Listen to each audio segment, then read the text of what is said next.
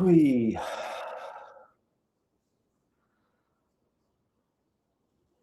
what a premium account create live broadcast on air, please. I'll suck your mother, man. Get rid of that. Fuck the extreme. What's going on, people of YouTube? How are we doing today? Save changes. Yes. Boom, boom. We're in the house. What's going on, people? Liverpool v Monaco on a Sunday at Anfield. Let's get excited. I'm excited to see the boys, but I'm not too excited by the fucking starting lineup, if I'm honest. Why are we not seeing Munoz from the start? I was really looking forward to seeing Munoz from the start today, and we've got Luis Kumas on the right wing. So a little bit pissed off with that, if I'm being honest. But I did want Trainioni in the starting lineup as well, but I guess we just have to be happy. We're playing, we're getting closer to the season, and things are taking shape. Like, look at this team. It looks like much more of a first team 11 than we've seen so far this season. So, yeah, I'm looking forward to it. And I'm sure we'll see Munoz from the bench. We'll see Trey from the bench. We'll see Rio from the bench. So, yeah, it should be a good day today. It should be a good day. But big up to anyone that's in here. Like the stream, drop a comment. Let me know where you're watching from. Let me know your predictions for the game. And let me know what's happening. You know what I mean? What are you saying? Are you good? Let me know.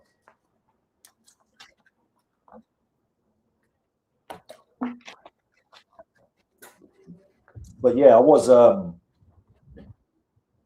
expecting Munoz today. I thought Munoz would start from the right hand side. I was super gassed to see him. Do you know what I mean? I really wanted to see Munoz. I think he's gone under the radar with a lot of fans. Like, all the fans have been crying about wingers, and no one's mentioned Munoz. Like, this guy's a player. This guy's a baller. And I can't wait to see him in the Liverpool shirt. I think he could surprise a few this year. But Ndukwe as well, getting his probably last start, his last football for Liverpool first team before he goes out on loan. Be interesting to see him next to Verge. I genuinely think he could be the replacement for Verge, the long-term replacement for Verge. So the fact that he's playing alongside him today, be good to watch. Good to see Alisson back. Obviously, I think things are taking shape now. The team's coming back together. We've got one more friendly, which is split into 2 games next week. And I feel we'll be there or thereabouts after that. If we can bring in Barcola and Mbai with Araujo, possibly a few more players going. What's going to happen with Gakpo, McAllister, Jones? I heard Luke Chambers is apparently leaving. So I think we'll see some more movement in the next week or two. I can see maybe 3 players, 4 players leaving, including some of the youngsters. And then obviously we should get 2 wingers in. We've just had Araujo in, and we could possibly get a right back or a midfielder. You never know. So keep your fingers crossed. And let's hope things pick up in the last 2 weeks. But like I said, big up to everyone in here. I appreciate you. Please like the stream. Please subscribe to the channel and say hello in the fucking comments. Like, if you're in here watching, you might as well say hello and have a chat. Do you know what I mean? So let me know your thoughts on the game. Who you're looking forward to see today, and what do you think the score will be? I'm not too fussed about the score, if I'm being totally honest. Like, these friendly games, we know how they are. We'll see, like, 9, 10, maybe 11 substitutions. You never fucking know. So the results don't matter too much in these games. Like, if you look at the Leeds game, I thought we were fucking excellent in the first half, and we ended up losing that game 4-2. So the result is not important for me, especially with the amount of substitutions that take place in this game, in these friendly games. It's all about the performance. So hopefully we're playing the Iriola ball that we want to see. High pressing, fast-paced energy, attacking football. As long as we see that, I'll be happy.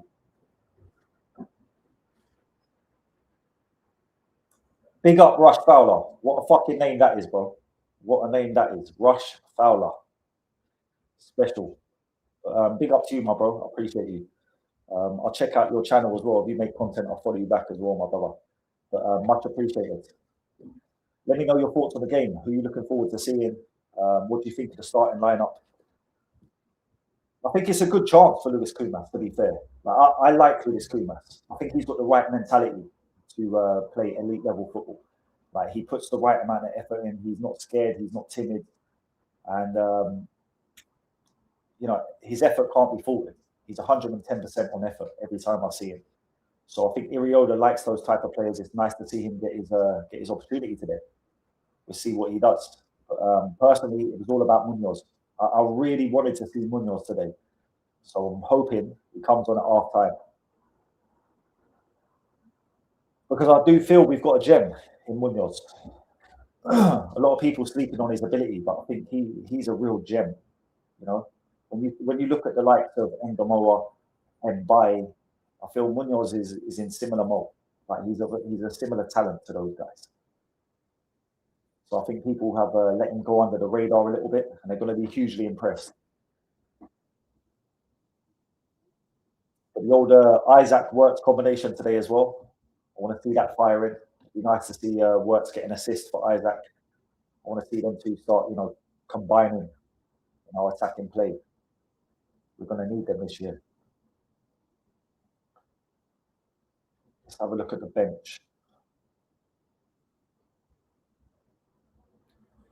Yeah, Munoz, Nioni, Calvin Ramsey as well.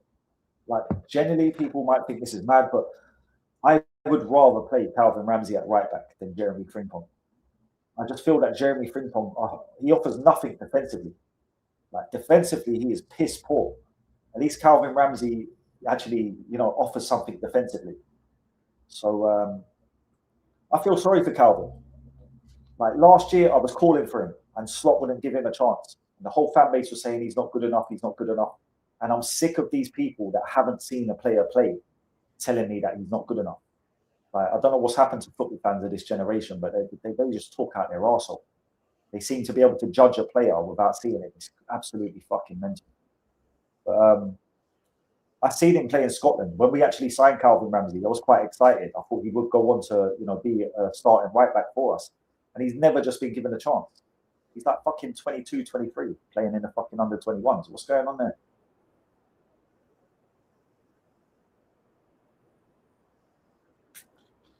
Yeah, I think so. I think Isaac at least 20 league goals this season. Easy. He should get 20 league goals this season very easily, as long as he stays fit.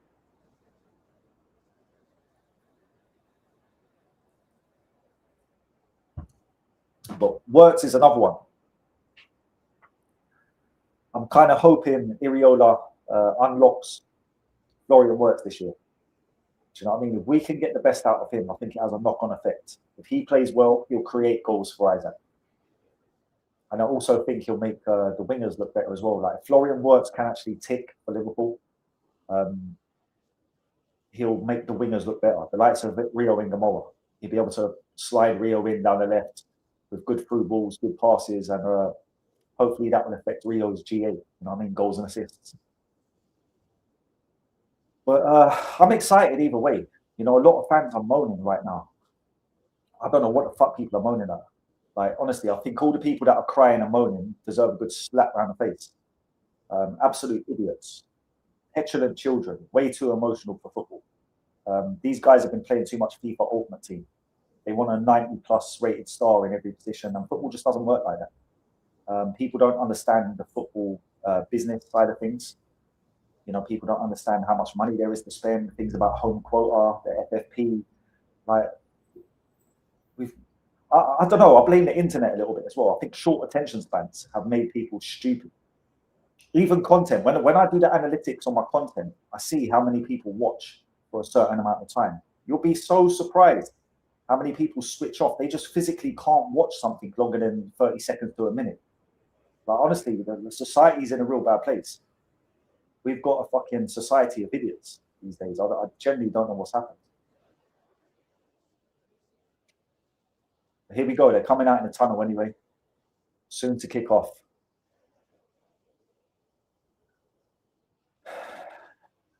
Rush Fowler. If you had to pick one out of those two players, who are you picking? Ian Rush or Robbie Fowler? I know Rush is our, record goal scorer. But I did have a soft spot for Fowler, man. When I grew up, Fowler was just come through the team. And, we used to call him God. So that says it all. But yeah, I used to love Fowler, man. Early Fowler, before he had the injuries and that, unbelievable. I remember the goal he got against Villa, a little Cruyff turns, Steve Staunton, banged it from about 30 yards, top corner.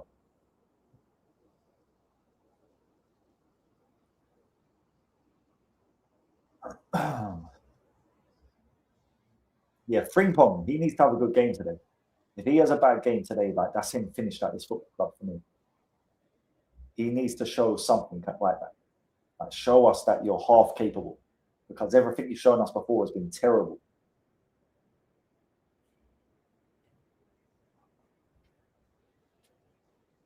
So I'd imagine we'd have Engamoa, possibly Ramsey, Leone, Victor Munoz, Chiesa, Kirkes. You know, there's 6 players that will come off the bench already. So yeah, it's going to be interesting.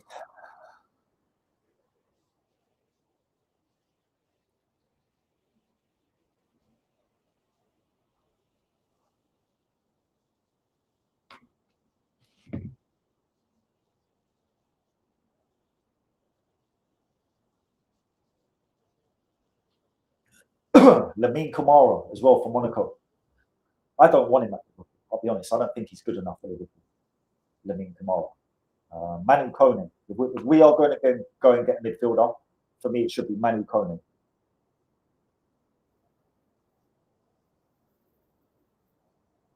Other than that, there's no one out there that really tickles my fancy. I'll be real. We've got Trainioli, we've got Gravenberch. I'll be happy to keep them two and bring in the wrong profile. I do not see Lamine Kamara improving us, if I'm totally honest. I think Ryan Gravenberch is probably a better player than Lamine Kamara. In the Premier League, anyway, especially with his physicality and stuff. So, yeah, Manu Koné is one of the only midfielders out there that I would bring into this Liverpool side. I would get rid of McAllister, and I would be willing to let Curtis Jones go as well if we could bring in another midfielder. But unless we can bring in the right profile, there's no point, man. There is no point.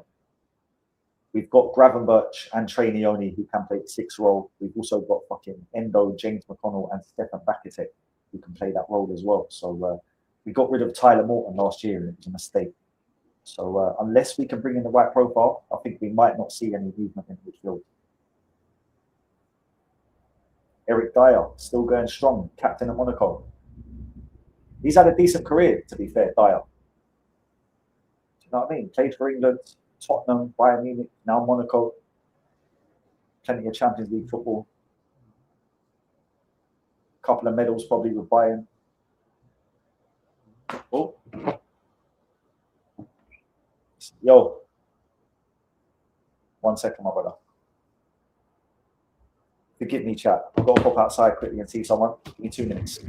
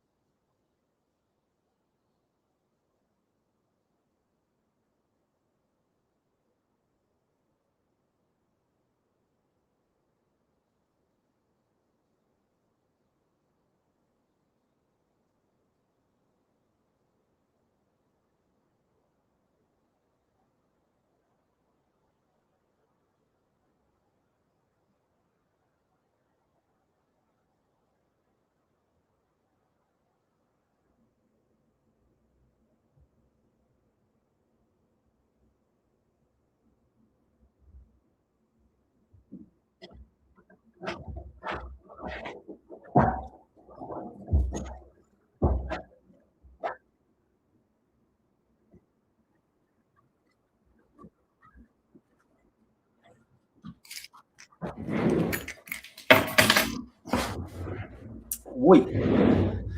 Sorry about that, people. Needs bust and all that. But we're here. We're back for kickoff. Ain't kicked off yet, so all good. Predictions in the chat. Let me know what you think. I'm going to go for Liverpool. Oh, what should we go for? We're at Anfield. We've got a strong side out. We could see goals. But we could also concede one.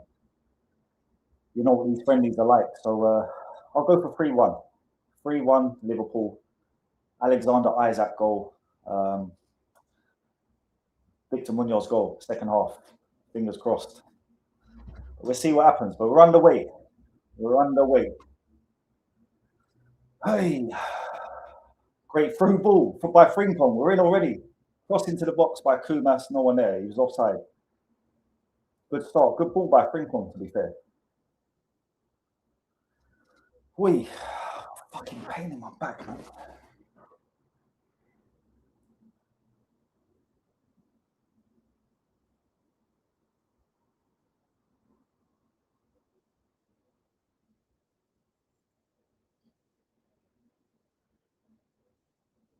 Let me see this setup.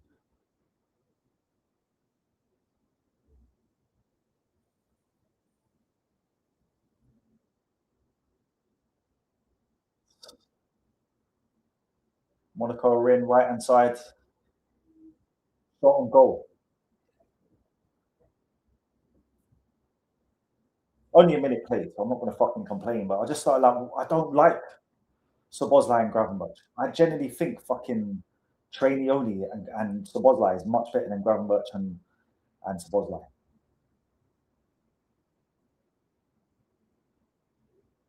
The issue with Gravenberch is he's not a 6 and he's not an 8. He thinks he's an 8, but he's not good enough. His passing and his shooting is shit. That was a terrible clearance as well by Isaac. Works. Frimpong away. He might get to that, you know. Ooh. He's got to it. He's made a mess of it.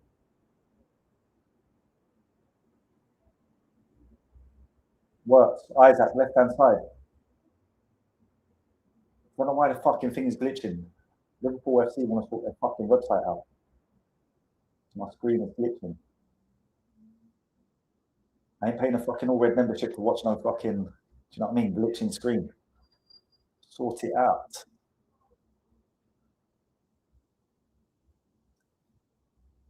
Well, I love this. You see when they're playing out from the back, you see that that high press, the high energy, trying to win it back early. Great defending and Dooku. Absolute monster of a centre back for his age. Is he 18 yet? I'm not sure if he's 18 yet, but either way, absolute fucking monster for his age.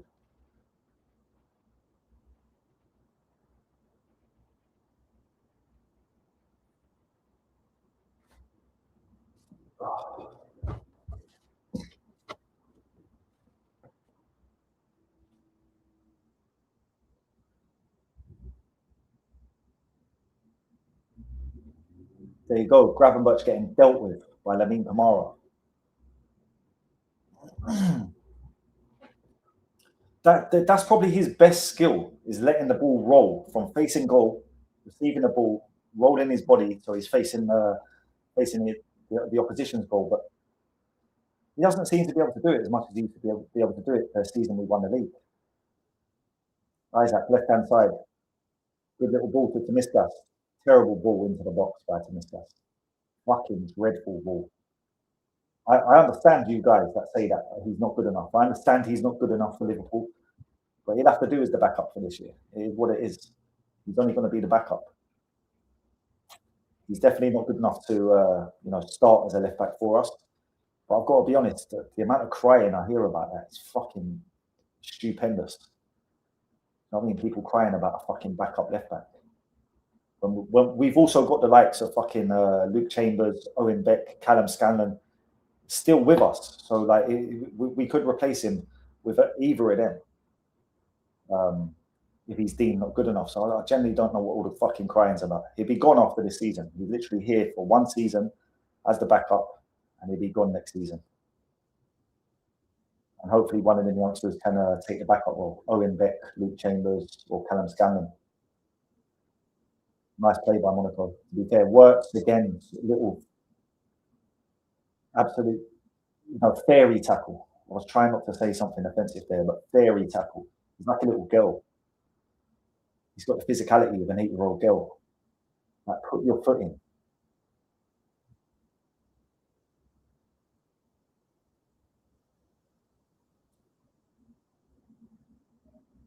Look at that by Kumas. That's what I love about him. 110% every time he's on the field. So Bosley, you've just got ran off there and you're miles off the pace. Verge, well dealt with.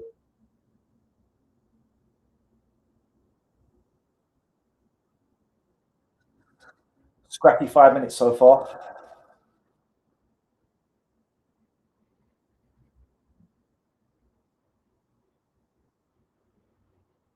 Well done to this guy. He was in the right place there. Like Gravenberch, show me something. Back to the goalkeeper. That's what I'm saying. That guy is. I generally don't think Gravenberch suits our team. It was a mistake to give him a long-term contract, in my opinion. We need a Manu Kone. That's what we need. Manu Kone and Szoboszlai in midfield would be fucking perfect. And then we could use Trainioni as the backup as well as having the likes of Curtis Jones, McAllister. Good pass to Szoboszlai. Isaac, right-hand side. Ball into the box. No one really doing nothing with it. Wirtz has it on the edge of the box. Out to Szoboszlai. Kumas into the box. Terrible ball. Terrible ball. Lacking quality here in the final third. Isaac's looking half lively, which is a good sign. He looks fit and mobile. We know if he gets chances, he will score.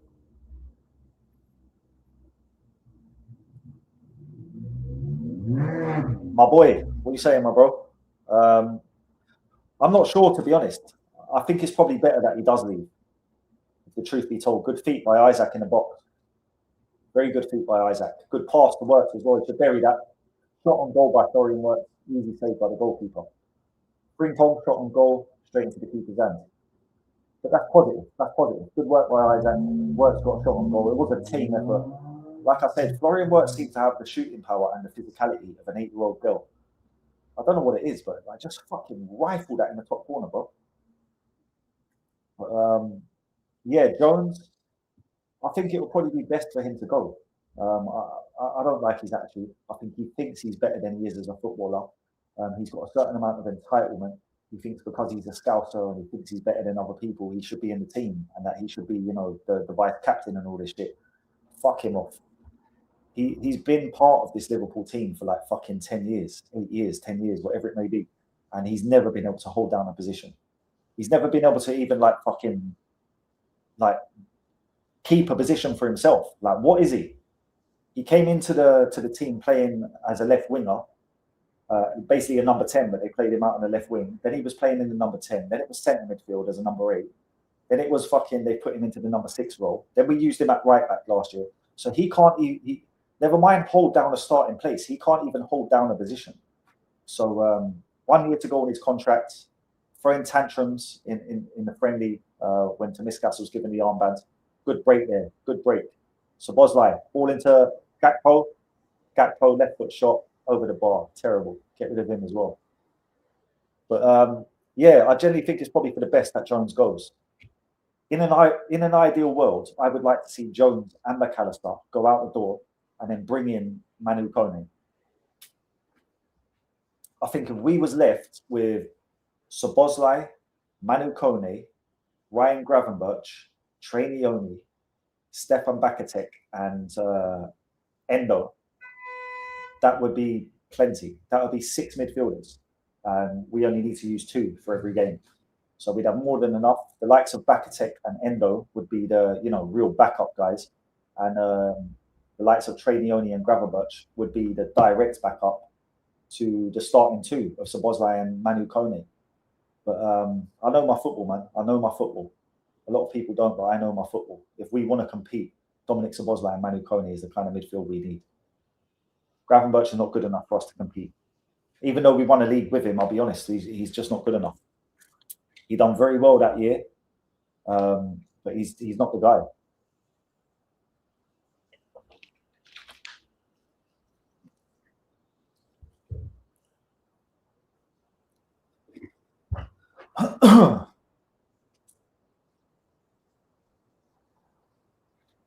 Hughes and Edwards, they put us in a world of mess. They did actually put us in a world of mess. I don't think the Florian Wirtz signing was a good signing at all either. He's a mediocre player. He's not a world-class player. He's a mediocre player. If you compare Florian Wirtz to Philip Coutinho, it's not even close. It's not even close. They're both the same role of player. They're both a number 10. But now he's here. We have to deal with him. We have to hope we can get the best out of him. But that was a terrible buy. Absolutely terrible buy. Good pass there by Florian, to be fair. And then Gakpo makes an absolute mess of it. We've got some shit ballers in our team. Gakpo's shit, man. Gakpo is shit for top level. I don't get me wrong. He's a professional footballer. He's an international footballer. Like, hats off to him. But when we're talking the top end of football, real top players, he's never one of those. He's never one of those. Let him go to Tottenham and take the 70 mil.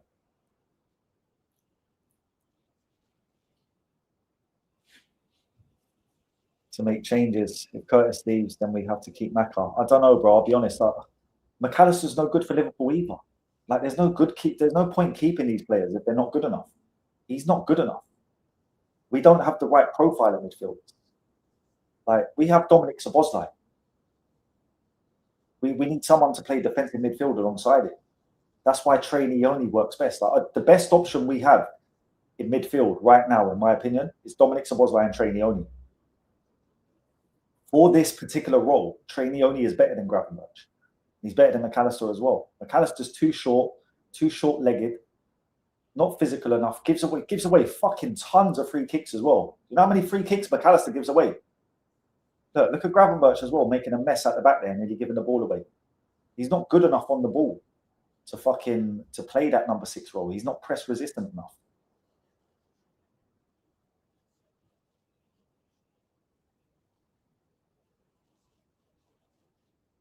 The midfield looks soft. I'll be honest. And Ndukwi. To anyone that's watching, that Ndukwi challenge there, unbelievable. This kid is unbelievable. He's one of the... Oh, great ball by Kumas to Gakpo. He's headed it straight at the goalkeeper. Should have buried it. Like I said, bro, he's shit.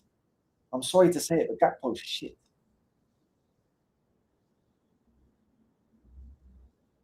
Good ball by Grav, to be fair. I'll give him his credit. Lewis Kumas, step over, and he puts the ball in with his left foot. I like that for a right-footed player. Confident enough to put the ball into the box with your left foot.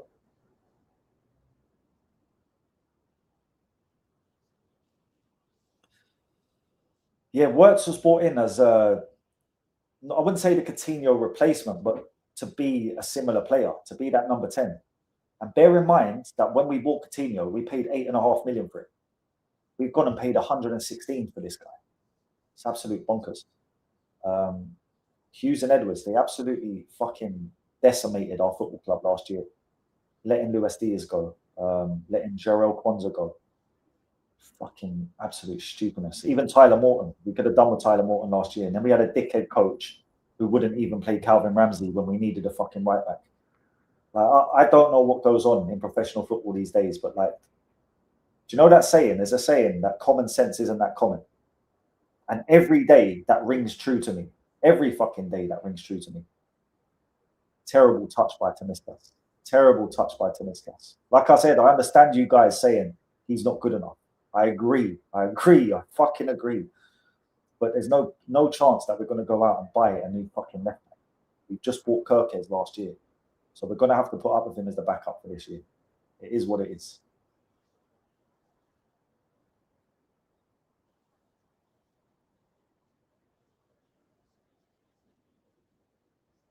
Works taking throw-ins.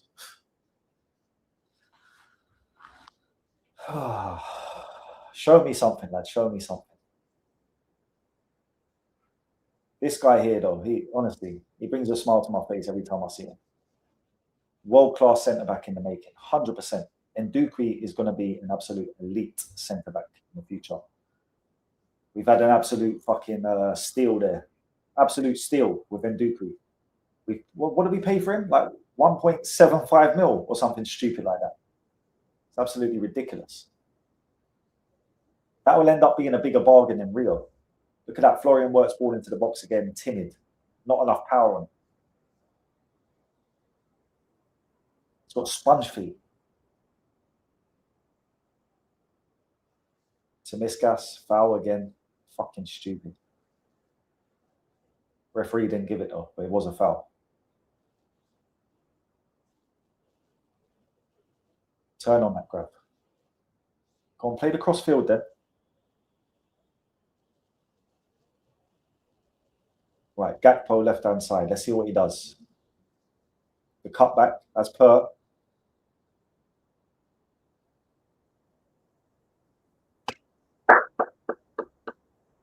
Liverpool. Alexander Isaac. Love to see it. Gravenberch. I'll say what I say about Gravenberch, but he was excellent there. He was excellent there. Came in, retrieved the ball, played a quick 1-2, then played it into Isaac. A lovely finish. Like, this guy will get goals. This guy, 20 league goals this season, should be light work. He should get 20 league goals this season very, very easily. Why the fuck is my video fucking... I swear to God, I'm going to complain to these fucking idiots, you know.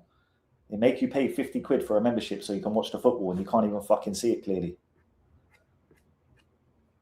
But 1-0 people. 1-0 to Liverpool. Alexander Isaac, and it was a good goal.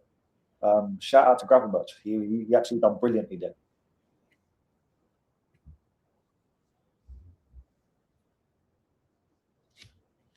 And a good finish by Isaac. One chance, one goal. Do you know what I mean?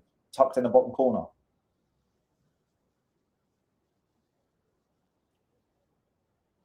And this is why I hope Iriola can unlock Wirtz. If he can actually get something out of Wirtz and get him playing to a decent level, where he's being creative, he'll get loads of assists for Isaac this season. Monaco down the other end, ball into the box. Love to see that. Kumas doing his tracking back. That's one thing you get with players like Kumas. And Dupree, again, great defending, bro. This guy is a fucking animal. I'm telling you, we could have one of the best centre-backs in the world in years to come. Florian, you got to get... He's got no pace either. This is the thing with him. He hasn't got outstanding pace. He hasn't got, you know, an outstanding shot. I don't think he's an outstanding finisher. He's a tiki-taka man. 1-2s, keep the ball. 1-2s. Do you know what I mean? That's what he is. And oh, Monaco. Yeah, Verge. You have to be quicker there as well. You know, Verge is Verge, but we have to remember this guy's 35 years old, pushing 36. I remember watching Virgil last year, right, when we played AC Milan in pre-season. He got absolutely skinned by Rafael Leao. And I knew from then we were going to have problems last season. But, you know, this is another problem of our fan base, is emotional attachment. Some people thought some people were saying last year, Mo Salah's still the best right winger in the Premier League. Like, those people there should just give up football. You're too emotional for football. If you can't see that Robertson, you know, it was best for him to go because he's not good enough for us at left back no more. He's not the player he once was. Same way Virgil van Dijk is not the player he once was. Alisson is not the player. He's not the goalkeeper he once was. Father age catches up with everyone. And that's why it's crucial to, I feel anyway, to try and bring in young talents to replace these guys before they actually go. And Dupree was a fucking masterstroke. Absolute masterstroke. I'll give them hats off for that one. But like I said, Hughes and Edwards absolutely fucking decapitated our club last year. To sell Keeman Kelleher to bring in Marmadashvili for nearly double the fucking price. That's criminal. That's sackable offence. That's a sackable offence in itself. To sell a goalkeeper who could fill Alisson's shoes, to bring in someone who's not as good as the one you got rid of, but you paid double the price that you sold Kelleher for. Makes absolutely no fucking sense. We sold Kelleher for 18 million. We bought Marmadashvili for like 34. It's basically double the price. And he's not a better goalkeeper. He's a worse goalkeeper than Kelleher. So the decisions last year absolutely killed this football club. And I feel we're just trying to fix things now. You know, bringing in Barcola and by Ronaldo Araujo, this is trying to fix the damage that was done last year.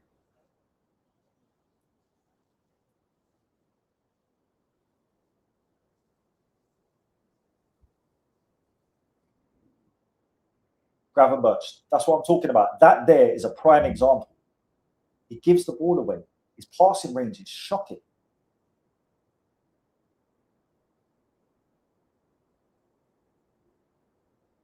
And he's shooting as well. Like, don't get me wrong, if he takes 10 shots, he might score 1 or 2. But the other 8 would be all over the bar. Like, off target and shit.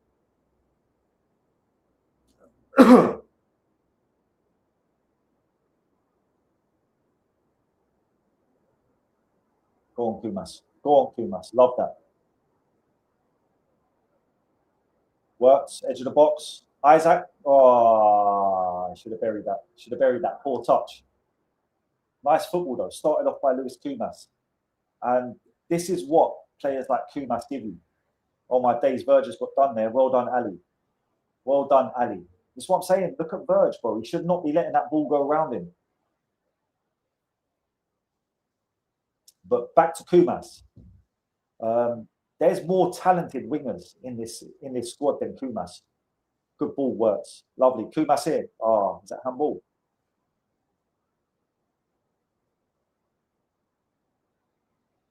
That was a nice bit of play there, to be fair, on the right-hand side. And Florian Wirtz is tracking back as well. We've just won the ball back. Positive signs. He didn't win it back, but at least he tracked back. It was Szoboszlai that won it back. But the effort is here. It's clear for all to see. The high press, the energy. When we get the ball and we transition, the support in numbers, the likes of Frimpong coming from left back, Tomiskas coming from left back, the midfielders getting up quickly. Yeah, the way we're playing football is just going to be 10 times better than what we've seen last year. So irrelevant of any, transfers and how the squad is, this season is going to be better. It's going to be much better, just from the brand of football and the way the players are, prepared for each game, what is expected of them, what they're told to do. And everyone seems to know their role. I remember watching Liverpool last year under Slot, and I was like, no one seems to know what they're doing. It's just like, you play there, and make it up as you go along. Do you know what I mean? Try and make the best decisions in every game without being actually told and primed to do so. But like already, they look like they know what they're doing. The positional play is good. The effort is good. The press is good. Look at Tomiskas there. He's ahead of Cody. 1-2 with Cody there. Into the box. Lewis Kumas, he should have scored. That should be 2-0. Nice move. Nice football. That's good football. Fullback getting up high. Cody plays a 1-2, gets to the byline, left-footed cross into the box.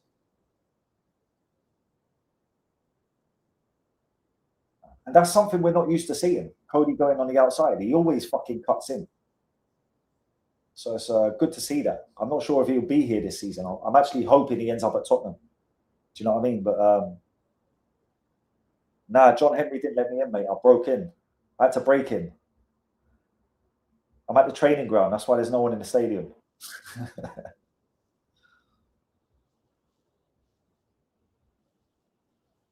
Gakpo loses it again, but forced to Wirtz. He has a shot, puts it wide. And this is the thing for me. You're not clinical enough in those areas. The power of his shooting, the accuracy of his shooting, the amount of goals he fucking scored, it's just not enough. When I look at him, I think he's probably best in a midfield three, because he hasn't got the attacking prowess. He hasn't got the shots from outside the box. He doesn't score enough goals. I don't think his finishing is fantastic.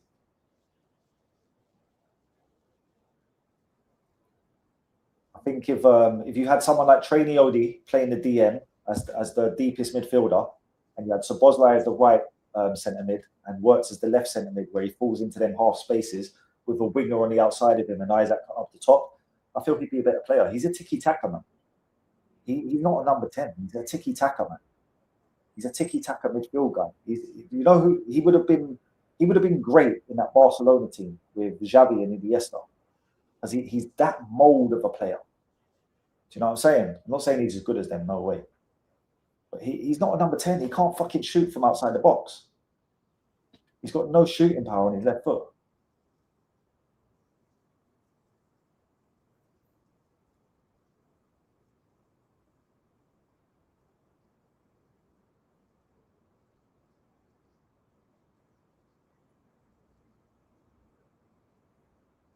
Kumas, right hand side.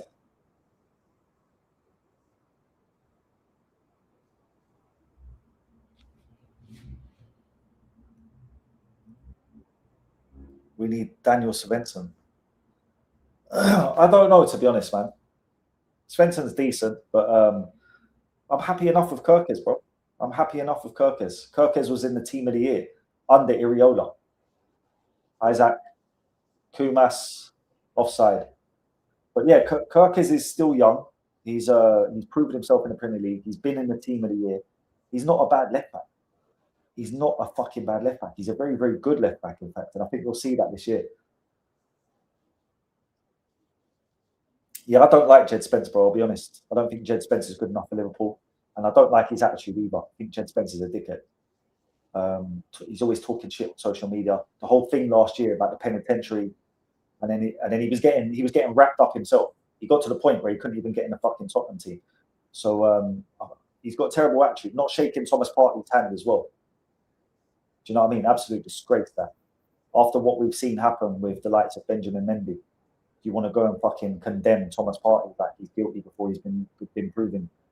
Absolute scumbag. I think he's one of them. He's always trying to get noticed and doing things to get attention. And we do not need that in Liverpool. He's not great on the ball either. He's got pace. He gets up and down. He puts a lot of effort in, but he's not half as good as some people think he is. And I'll be honest, I think, if I'm being totally honest, I think there's a lot of Jed Spence favoritism because of the fact he's Muslim. I see a lot of Muslim people, like really rooting for Jed Spence. And it's something that angers me a lot in football. There's too much religious and race bias in football from all angles, from white, from black, from all sorts. It just clouds people's honesty. Do you know what I mean? People can't be honest about the game. They just start talking shit because they're too emotional. And I can't stand it. It's nonsense. Yeah, no, I hear what you're saying. Tomiskas, I've been saying it all game. Like I know that Tomiskas is not good enough to play left back for Liverpool. But the fact of the matter is, he's going to be back up to Kirkes for a year. Great play, Gravenberch. Great play. That's what you're great at, bro. Driving through the midfield. He is starting to come to life a bit, Gravenberch. He's done a couple of things that have impressed so far. But it's this now. Look where he is now.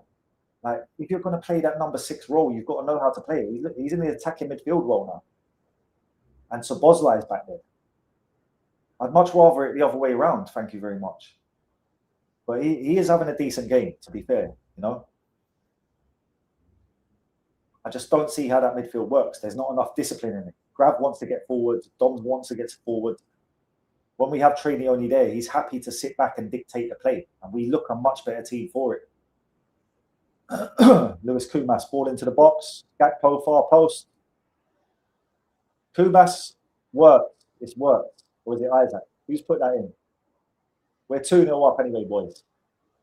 It's either Works or Isaac. I don't know who put it in. Scrappy goal. Very, very scrappy goal.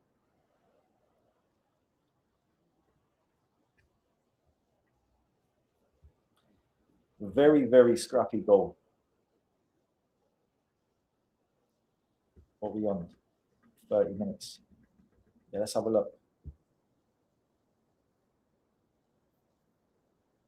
Isaac with his left foot while sitting on the ground. It looked like they both hit it at the same time almost. Florian as well. But yeah, Isaac, 2 goals, Can't complain at that. That's what he's there to do, put the ball in the back of the net, and he's done it twice in 28 minutes. So, yeah, that's a positive, man. That's an absolute positive for 100%. Why is it not showing the fucking score? What's going on here? Match time. Score 2-0. Have some of that. Wallop. But yeah, easy pickings so far. Easy pickings.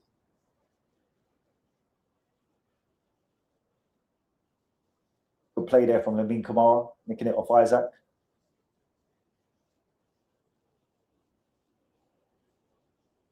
Aggressive. It's an aggressive setup. Every time they have the ball in their own half, we're trying to win it off them before they break the halfway line.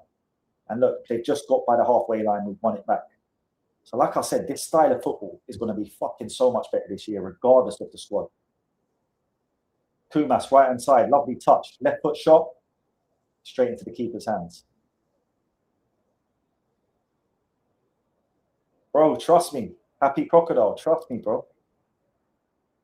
No slot is a lot better. Like, generally, even if we didn't sign any players, and I know we had problems in defence, we needed Araujo, right? Because we needed some cover. But even if we didn't get him, even if we don't get Barcola or Mbai, things would have been 10 times better this season because we have a manager that wants to play fucking good football.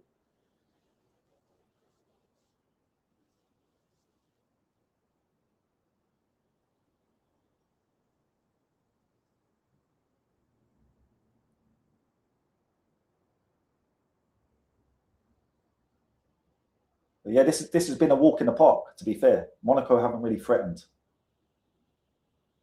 Nice football. Nice football. Szoboszlai, let it go. Out to work on the left-hand side. Let's see what he can do now. Good early ball into Isaac. Isaac into Gakpo. Bad by Isaac. Bad. Terrible touch by Isaac. Terrible. Frimpong now at the right back. I want to see if he can deal with this. He's used his pace to get back well.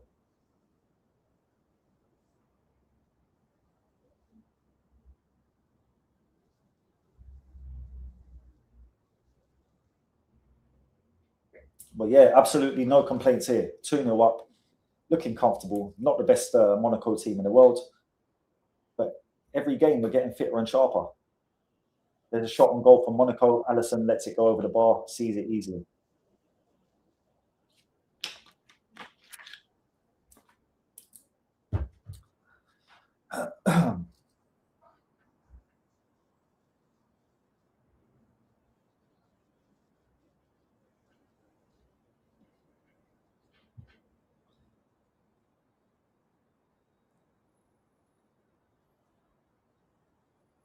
Well done, Alisson.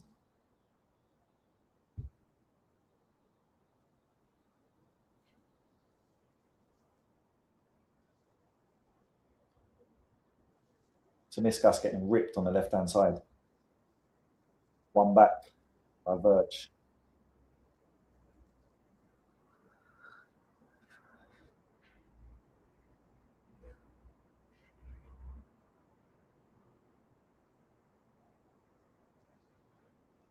Oh, unlucky. Szoboszlai.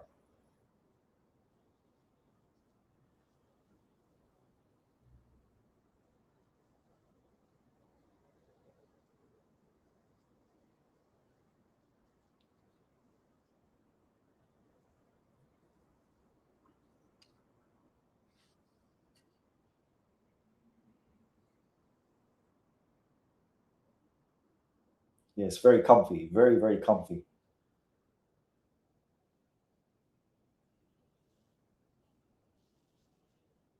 Yep, very nice play. Works. Spread it.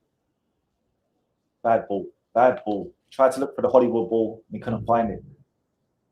This is what I say about him, honestly. Like, we have what we have now. And I'll support this team and get behind these players and hope for the best out of them. But last season, man, was such a fucking dreadful transfer window. Letting Kwanzaa go, letting Diaz go, letting Tyler Morton go. And then bringing in fucking Wirtz and Isaac for like 250 mil, bro. Absolutely crazy stuff. He really wasn't what we needed. We could have done with a centre midfielder like a Manu Kone more than we needed Wirtz. But we can play Dominic Szoboszlai in the 10. Like, ask yourself that as a Liverpool fan. Who would you rather have in the number 10? Szoboszlai or Wirtz? Because Szoboszlai will pop shots at goal from the number 10 every opportunity he gets. And he's got a great shot. You know, he'll score bangers from outside the box. You know, maybe 8 to 10 goals easy from outside the box over the course of a season.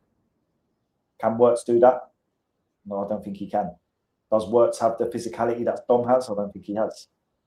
So, like I said, there you see again an opportunity to create something and he fucks it up.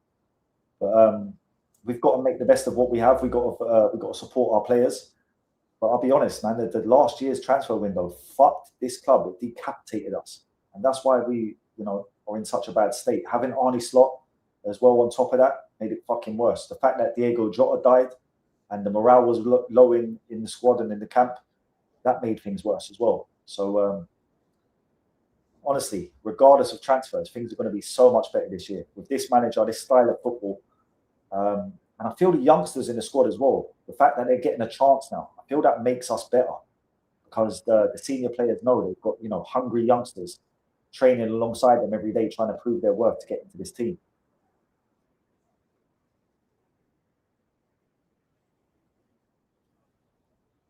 Crocodile, big up to your dad. Tell him I said respect, man. Thank him for me. Works left hand side, shot blocked. And that's the kind of difference, when Coutinho got in them situations, you almost knew what was going to happen. But like I said, I don't want to get on anyone's back. It's a friendly game. We're in pre-season, and I think Iriola can, get more out of these players. Iriola probably can get more out of Works as the season goes on. So we hope for the best and see how it goes. But yeah, Crocodile, shout out to your dad for me. Tell him I said thanks for that. Tell him I said hello. Enjoy the match. And yeah, I just tried to be myself, bro. I know that I know football very well. I've played football since I was a young buck, played at adult level. I've been watching my whole fucking life. Do you know what I mean? Playing football games in my life. Do you know what I mean? I'm a football fanatic. And I know my stuff to a certain extent. No man is a mountain. No man knows everything. But I do know my stuff. And I feel a lot of the content creators out there are doing shit for attention in terms of content, So I just try to be myself and do things my way. I'm not competing with anyone, but I appreciate that comment.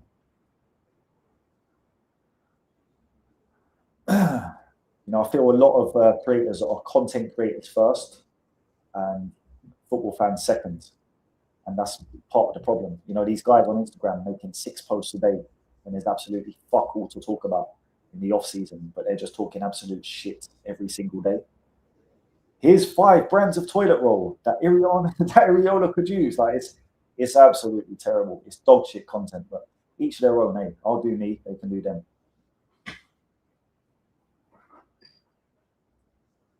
There's that Verge crossfield ball. Oh, I've missed that. I want to see more of that this year. Frimpong, well done on the right hand side. He's lost it. A good passage of play.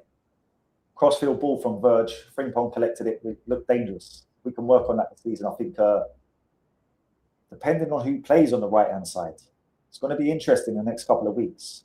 Is it going to be Mbai that starts on the right hand side? Is it going to be Rio? Maybe Barcola? What about Munoz? So it's going to be interesting to see how we start the season. But people, if you're in here, I see we've got 11 people in here. Like the stream, subscribe to the channel, and say hello in the chat. I don't know, what is it, a hate watch? Are you here to hate on me, to watch me? Are you a shit content creator that's jealous of the way I do things? You're here to get some tips? If that's the case, fuck you. But if you're a real one, say hello in the chat. Let's have a conversation.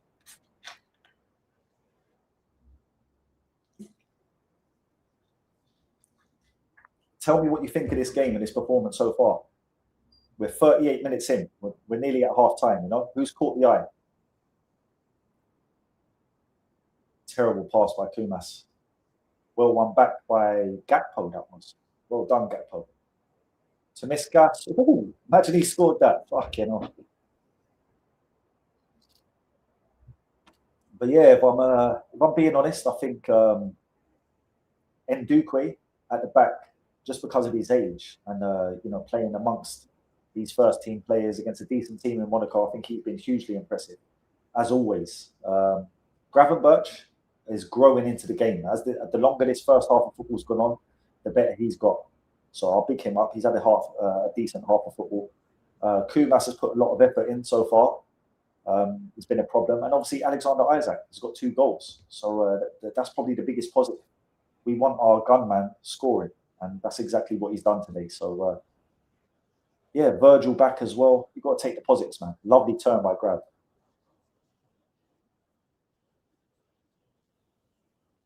Cody, Isaac, left-hand side.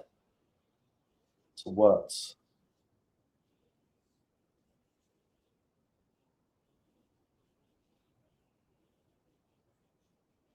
Yeah, we look very comfy here. Very, very comfy.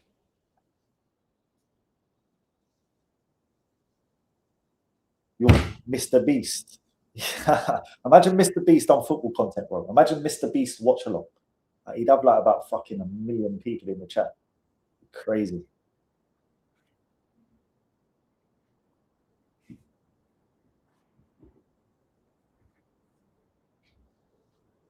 But yeah, football content is it's a funny one, man. Like there's certain people that I respect how they do their things, and there's others that I don't quite respect as much. But there's a lot of fuckery that goes on in the football content as well. There's a lot of gatekeeping, a lot of cabal behavior. You'd be surprised, man. It's not until you actually start getting involved and trying to network with people and shit like that you realize the extent. A lot of money involved as well. Channels being bought, channels under the same kind of ownership and shit like that being made to work together, getting the same brand deals, all sorts of fuckery going on. But yeah, like I said, we just do us. I'll do me and see how it goes. I've only been doing this for 5 months, so I'm doing pretty well, to be fair. By the time we get to 2 years, I'm pretty sure we'll be happy with where we are.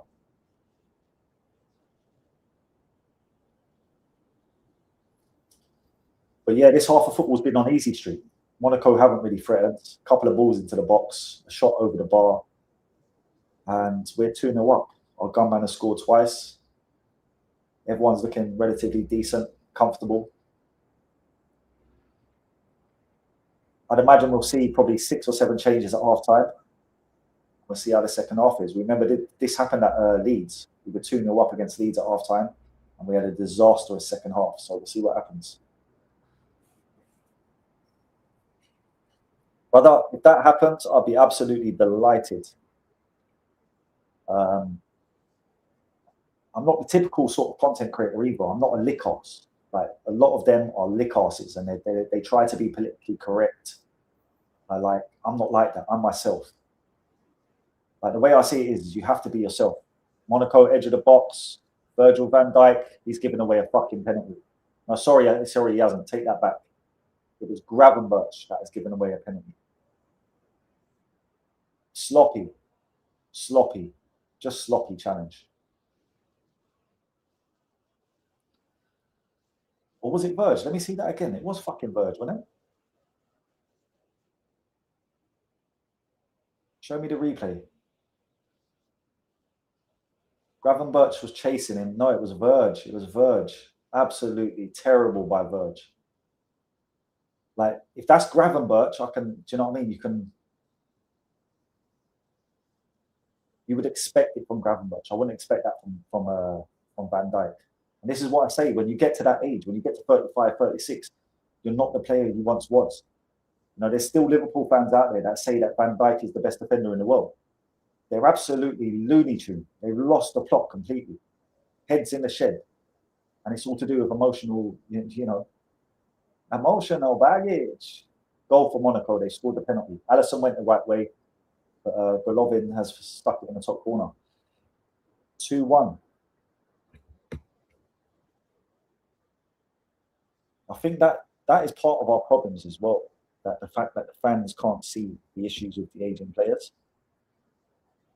Like the year we won the title, I know Mo Salah scored all them goals, but like you could see he was declining rapidly. And this, a lot of people make their judgment based off GA, off of stats, and the eye test in football is just dying. But you should be able to look and see.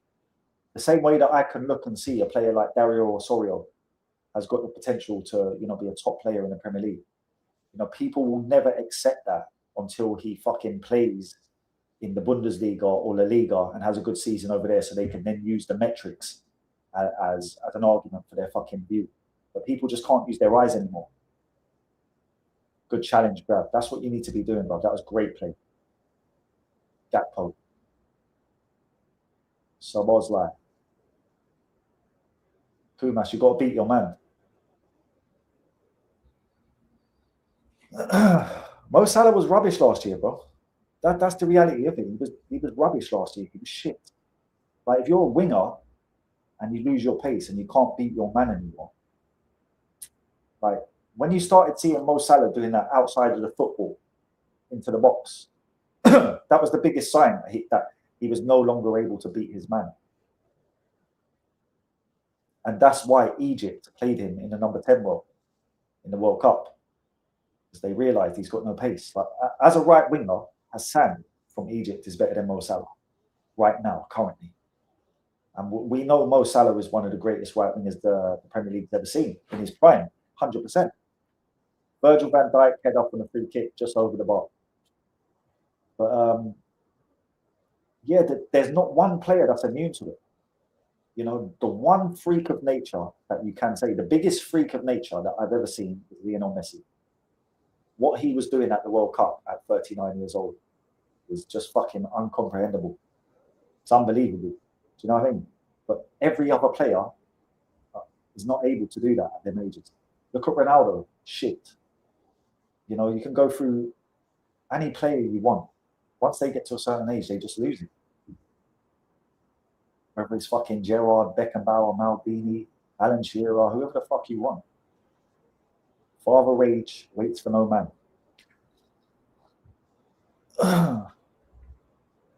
But that's half time, folks. It's 2-1 to Liverpool. Sloppy penalty giveaway.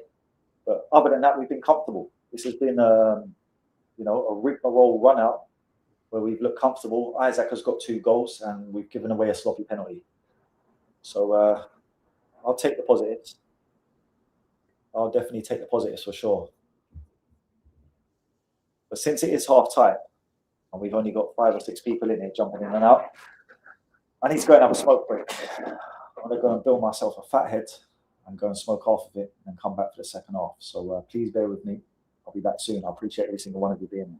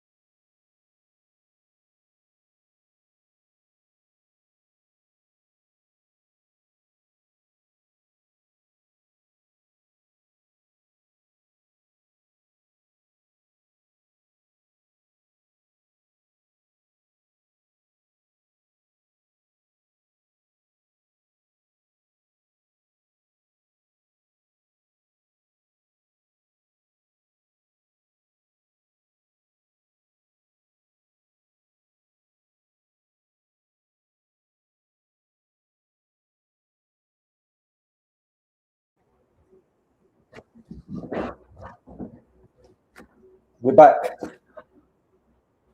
Liverpool jail.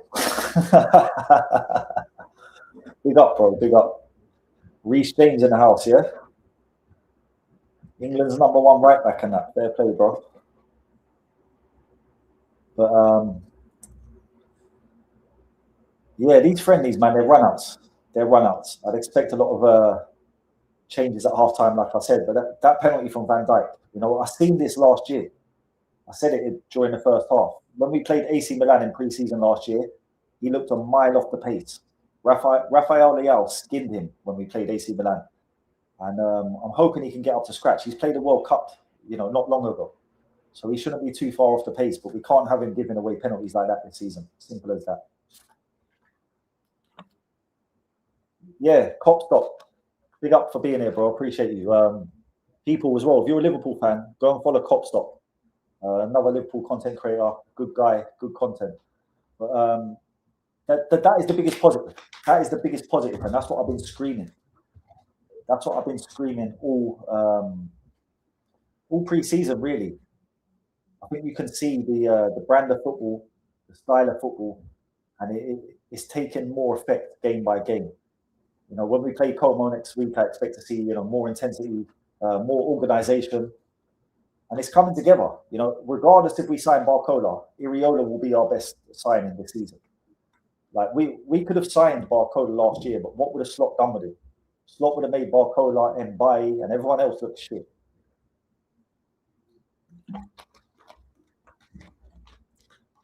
So yeah, that is the biggest positive for me. This guy coming in and changing the football. Yeah, bro, I don't want to see fucking memes of Van Dijk twerking this year, bro. I really don't want to see it. You know, he deserves better. But that's why that Araujo signing could be, you know, a real blessing in disguise. Like, even our fan base crying about the Araujo signing. Like, I don't fucking understand. He's a top level centre back, international centre back, La Liga centre back. That's, you know what I mean. Won trophies with Barcelona, been their captain. 6'3", good in the air, lightning quick for a defender, can play right back, and some of the fans are still crying, bro. Can't understand it at all. Some people are just never happy, never pleased. They're unpleasable. What's that saying? You can please some of the people some of the time, but you can't please all of the people all the time. Big facts. But yeah, Cop Stop, thanks for coming through, my bro. Appreciate you. What do you think of the performances?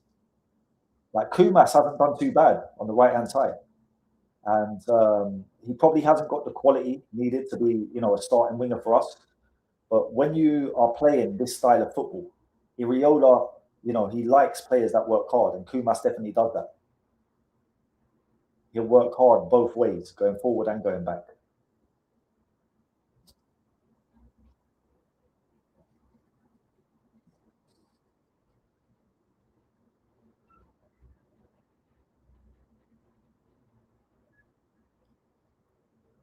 But yeah, I expect a lot of changes. Munoz is the guy I want to see. Victor Munoz is the one guy that I want to see. We've seen everyone else. He's the only guy that we haven't seen. So please bring him on at half time. Let him start on the right wing. And I'd love to see him get a goal. You know that.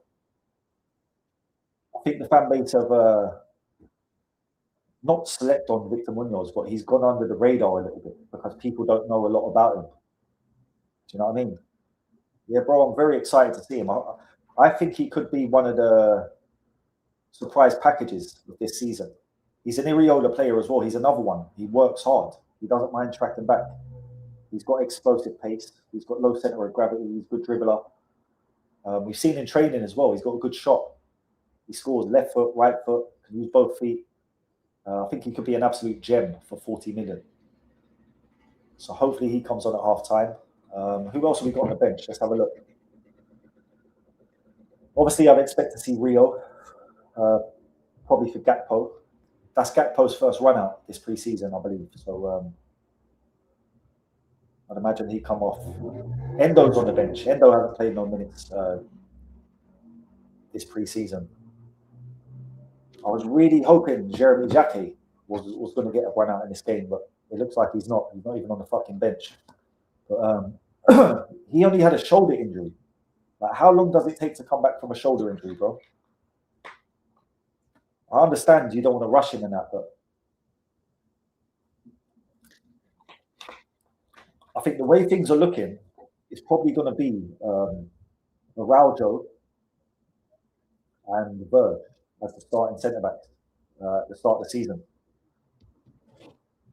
Love that. Love that. Love that take. More excited about Munoz than Barcola. I can understand it to a certain extent because we know what we get with Barcola, right?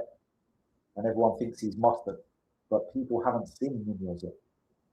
So Munoz could play a couple of games and all of a sudden, you know, the opinions could change. People could be screaming for this guy to start. But either way, I think it's important we have choice. If you look at our wingers now, it depends on whether we keep Cody. If we keep Cody, we'll have Cody, Rio, Munoz. Then we've also got Chiesa, Luis Kumas. We've still got Kieran Morrison as well. There's 6 wingers. So, you know, I think we definitely will bring in one out of Barcola or Mbaye. But we'll see what happens. If we bring in both of those guys, I think Cody can leave 100%. Let Cody leave. I'm not a fan of Cody, I have to be honest. He's not good enough for Liverpool.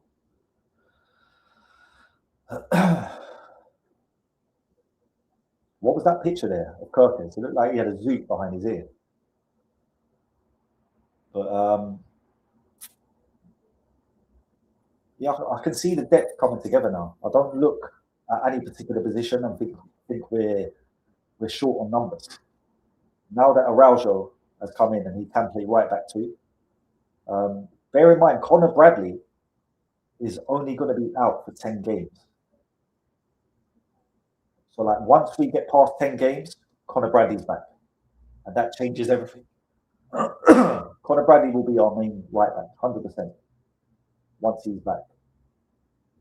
Until then, we're going to have to make do with Frimpong, Calvin Ramsey, Ronaldo Rojo, who will probably play there once Jacquet's back, I'd imagine, until Bradley gets fit.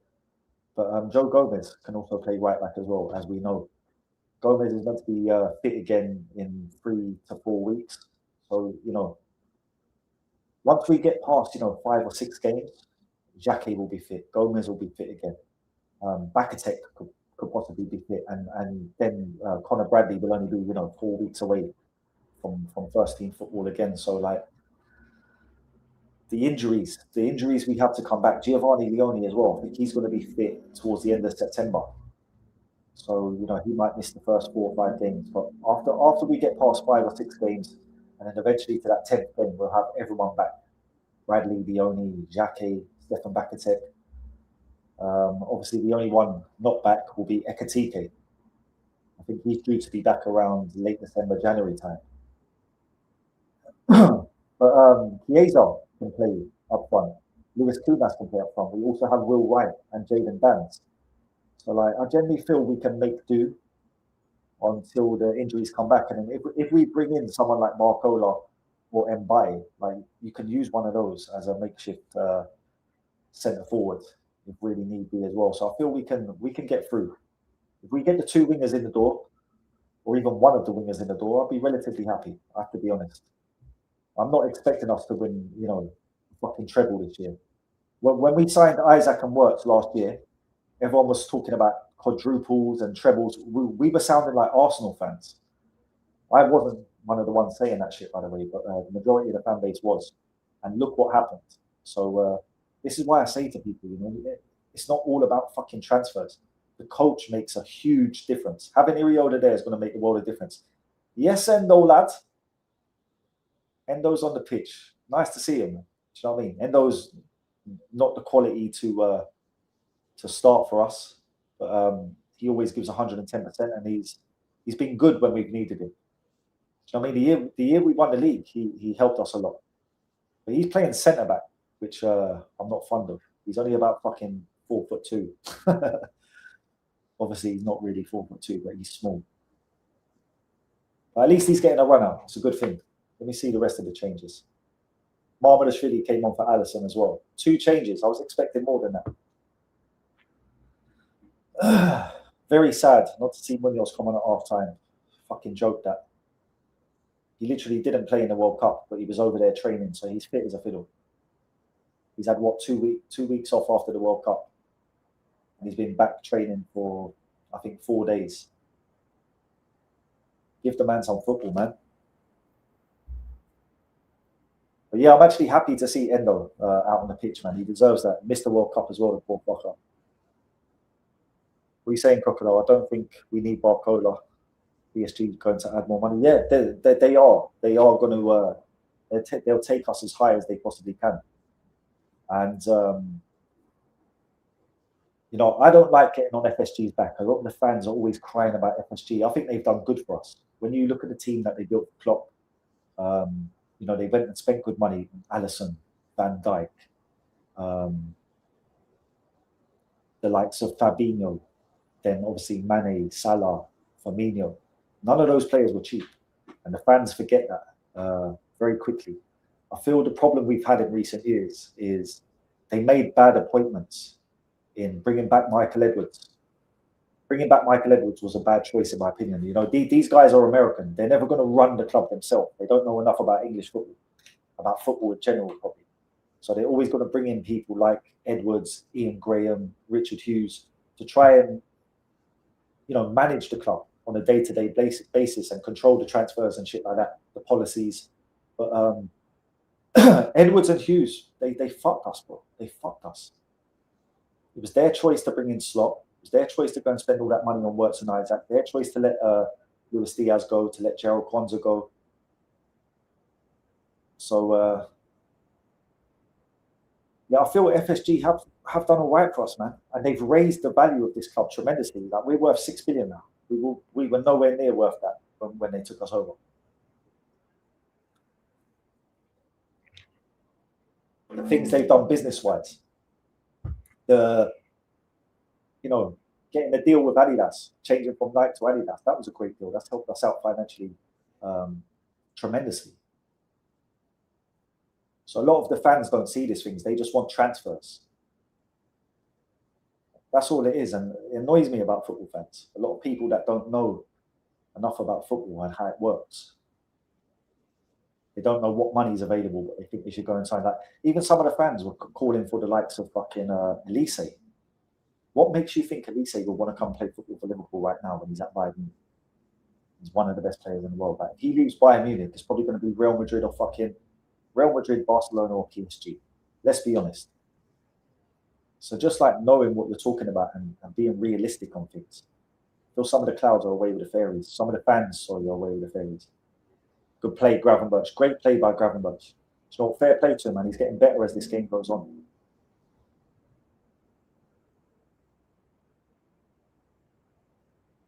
He's done well there again.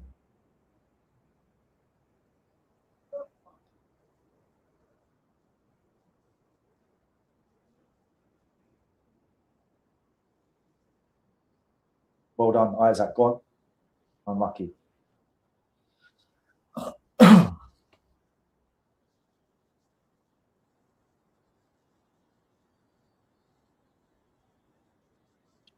Frimpong getting good minutes today as well. If he plays 60 minutes today, you know, it looks like Iriola's willing to give him a chance to start with him this season.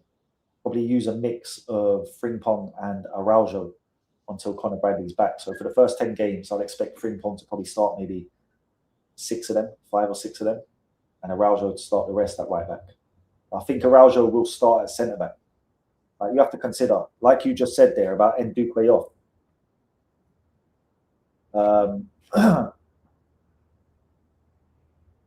I agree with that to a certain extent. He's pushing 36 years of age. He's not able. No, Marmalashvili, man. What's this guy doing, bro?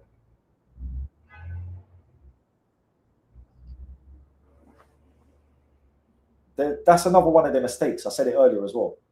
Like, you bought in Isaac and Wirtz for like 250 mil. You've sold Keenan Kelleher for 18 million. And you've gone and bought fucking Marmalashvili for 34 million. nearly double the price you sold Kelleher for. And Kelleher's a better goalkeeper. Every time I see Marmalashvili with the ball at his feet, I get a bit like jittery. He just doesn't give me the confidence that fucking Alisson does, bro. He just doesn't. I don't think he ever will, if I'm being totally honest. He'd have to play out of his skin for me to get that confidence for him.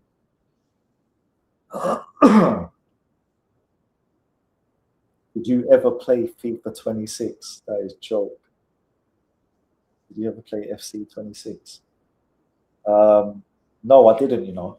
I'm 42, bro. I don't have a console. I don't have a PlayStation or an Xbox. So I'm not really much of a gamer, to be fair. But I did play Football Manager on my phone. I do usually play that every year. Like when it comes out, I think it's usually around September times. Usually download it on my phone, use it for a bit of scouting, and then you know, play a few seasons. Probably bash it for a couple of months and then never play it again. To be fair.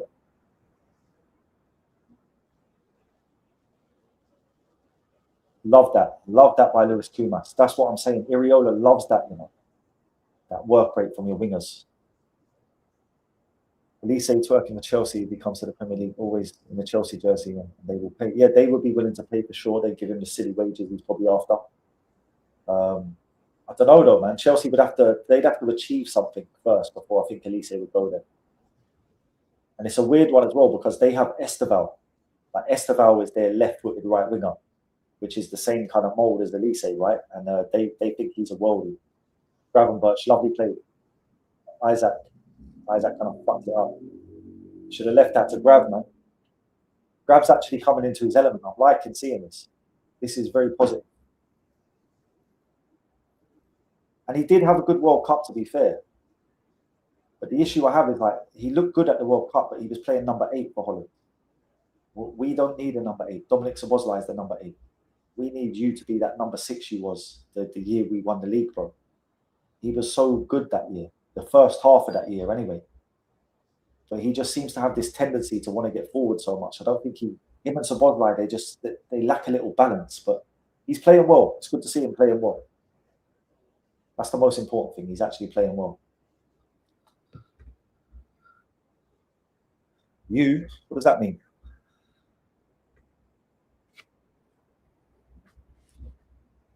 But yeah, guys, let me know your thoughts. Who do you want to see come off the bench? What do you think of the performances so far? I think Trey Neone's got to get some game time, right? Szoboszlai's played a lot of football in pre-season as well, so maybe take Szoboszlai off, bring Trey Neone on, let Trey play in the 6 and let Graf play in the 8 then, and see how he does. Good ball from the left-hand side. I think it works again. He lacks that bit of pace, bro. He had a little bit of pace there. He would have got on the end of that.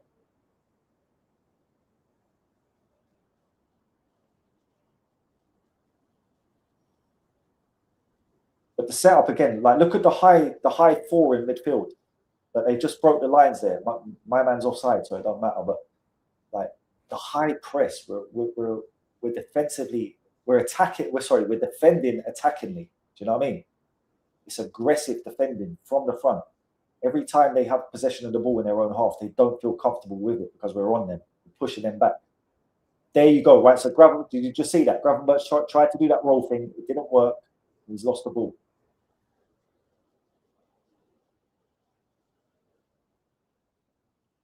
He's got so much quality, but I don't know, man. It's trying to find the right role for him. When I look at him, I feel he's not good enough to be on number 8, and he doesn't fit being on number 6. But he looks out of place there again, defensively.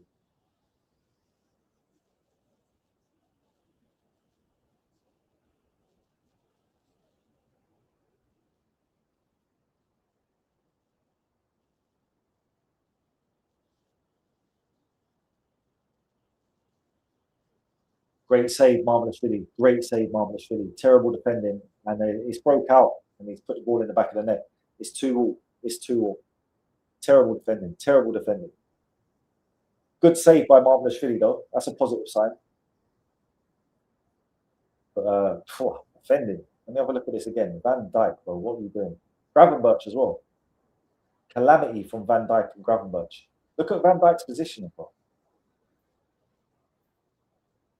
Yeah, and Endo's not a centre back, so. But yeah, I don't know. It's worrying at the back, man. I think we need this Araujo guy. We fucking need him to come in and like fucking steady the ship at the back. In fact, he's big. He's got pace. He's experienced. He's used to the high level.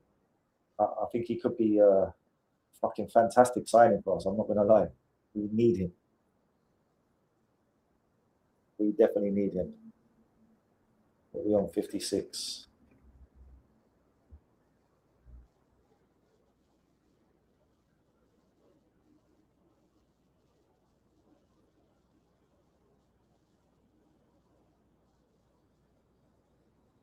Oh,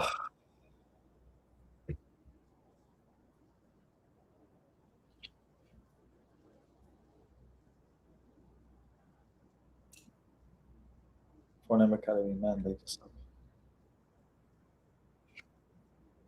Who are you referring to, Copstop?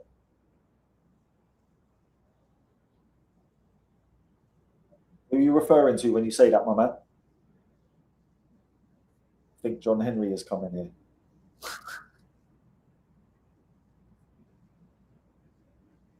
Yeah, bro. Honestly, like I said this last year about Virgil as well, but no, when I said it, a lot of people turned on me, started getting fucking. Do you know what I mean?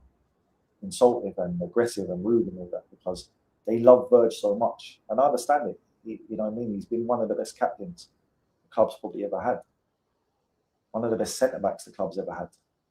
But he's not that guy no more. He's fucking nearly 36.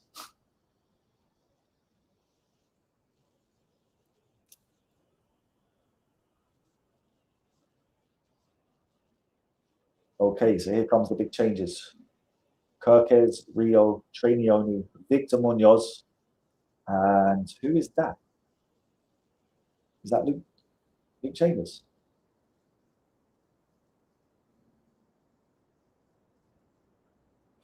5 or 6 changes coming up here. 6 changes. It is. Van Dijk's coming off. Hasn't been a great day for him, to be fair. We've conceded 2 goals at Anfield, and he's given away a penalty. And was kind of looking out of sorts for the second goal as well. Wirtz coming off. What has Florian Wirtz done today again? You know, this is a question we have to ask. Oh yeah, Chelsea, bro, they're fucking the amount of players they let go, bro, is unbelievable. Not even just academy players, you know, players that they bought as well. They bought Mo Salah, let him go. They bought Kevin De Bruyne and let him go. Absolute madness.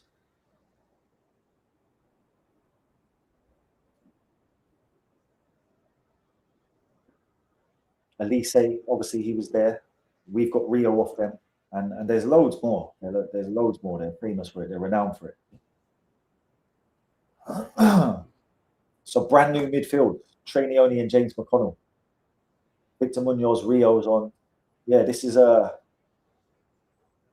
the young bucks have come on to show their capabilities. So let's hope they shine. I think Trainioni will. I love watching Trainioni. I just love watching him. Kieran Morrison sitting on the bench looking fuming. I do feel sorry for Morrison because he was going to go, you know. His contract was up. He was going to leave us because he didn't think there was a route to the first team. The club talked him round, made him loads of promises. He signed a new contract, and now it's looking like he's going to end up going out on loan. He's sitting on the bench in a friendly while Kumas has had his run out. Now we've got Munoz back in the squad. It's not looking good for Kieran Morrison. Look at that Trainioni straight away. Look how it, bro. Look how he just makes us look a different team straight away. Forward pass. That is fucking shocking by Lewis Kumas. Terrible touch, terrible pass. No excuses for that.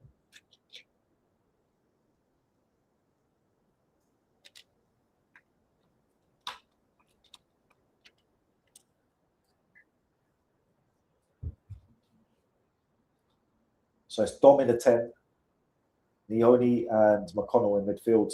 Luis Kumas up front, Rio on the right, and Munoz on the left. More stupidness, to be honest. I don't know what happens with managers when they come to Liverpool, but they I don't know, bro. Something just changes in their head. Like I know that Iriola has said that he wants his wingers to be able to play on both wings and he wants to be able to rotate them. So he's trying to get Rio more used to the right hand side. Look at that, my trainee again. This guy is absolutely fucking mustard. Munoz, Kirkes, ball into the box, headed out. Look at Trey. Look, just watch him. Watch his positional awareness, and he wins the ball back straight away. Look at this guy, bro. I don't give a fuck what anyone tells me. Trainee and Dominic Szoboszlai is the best double pivot we have at this club. There's no fucking two shadows of a doubt about it. Trainee is the holding 6, and Dominic Szoboszlai is the box as the box-to-box number 8. This guy is an absolute gem. Reads the game so well, so good technically. Great ball by Rio. That was great play by Rio.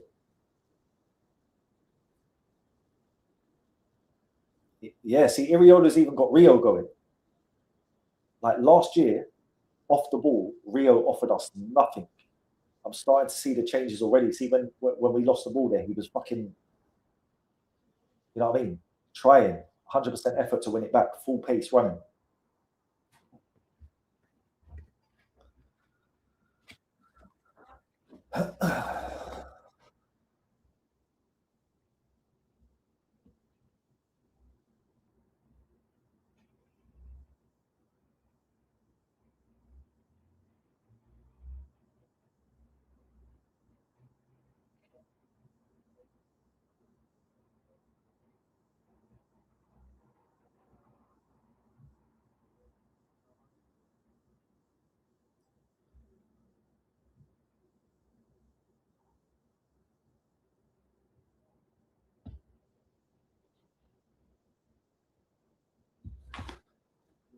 This Monaco squad is pretty weak as well, to be fair.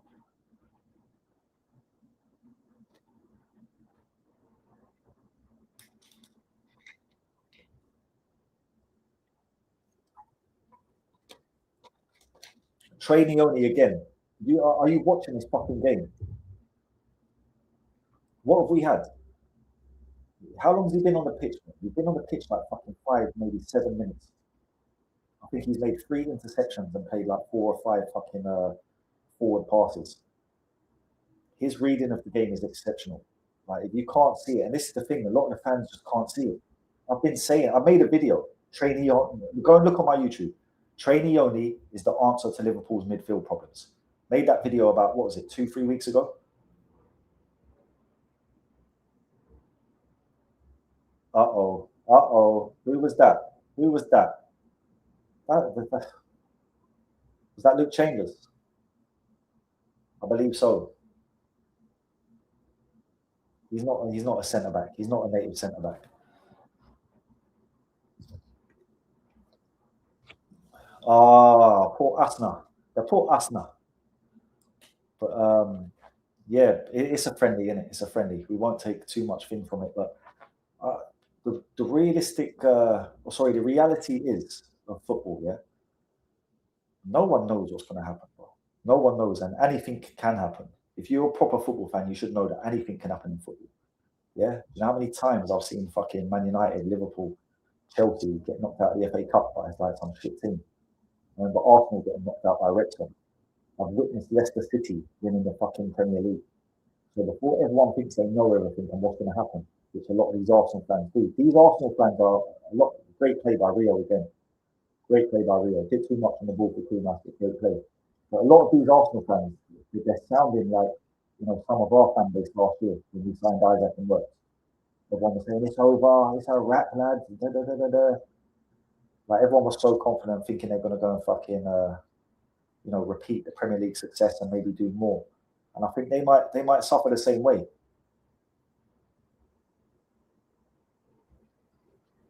I think the Premier League's getting more competitive as well. The fact that Xabi is at Chelsea, like Xabi's a top manager, bro. Don't be surprised if Chelsea do something this year. How's Enzo going to get on with Man City? I feel Xabi Alonso will probably adjust to Chelsea better than Enzo Maresca will adjust to Man City. You've got huge shoes to fill, bro. You're filling Pep Guardiola's shoes. Lovely play on the left-hand side between Kirkes and Munoz. Love that. Good ball into the box by Kirkes as well. Rio, right-hand side. What can you do from here, bro? What can you do? Bang that left foot. Thank you. Oh, you tried it. You tried it. They've obviously been working with Rio from the right-hand side. You can see it. It's like Barcola's coming, bro. Barcola must be coming because there's no reason to play Rio on the right-hand side otherwise. He certainly is, Airport. Airport, big you up as well, bro. Appreciate the support, man. When you see them flights coming in, make sure you let me know. But yeah, he is a baller. Like, watch him here again. See how calm he is under the ball. Very rarely gives the ball away. Cool under pressure. Reads the game very well. Makes a lot of interceptions. Look, see that as well. One touch out of his feet. He knows when to play it quickly. He knows when to slow it down. Like, he's such a smart footballer. Munoz on the left-hand side, skins the fullback into the box. Yeah. Victor Munoz.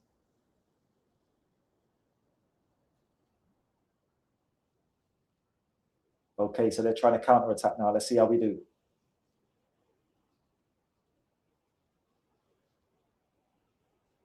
Frimpong, you need to cover. Well done, Frimpong. Held it up. Now we're back in shape. We look so much better, even in defence with Trey. Look where Trey is now. So you've got McConnell and Szoboszlai playing almost like the two centre midfielders now. When we're off the ball, Szoboszlai comes back into midfield. Trainioni's just screening behind him. He's in between the centre backs and the two midfielders, and he's just screaming, watching everything, waiting for that interception.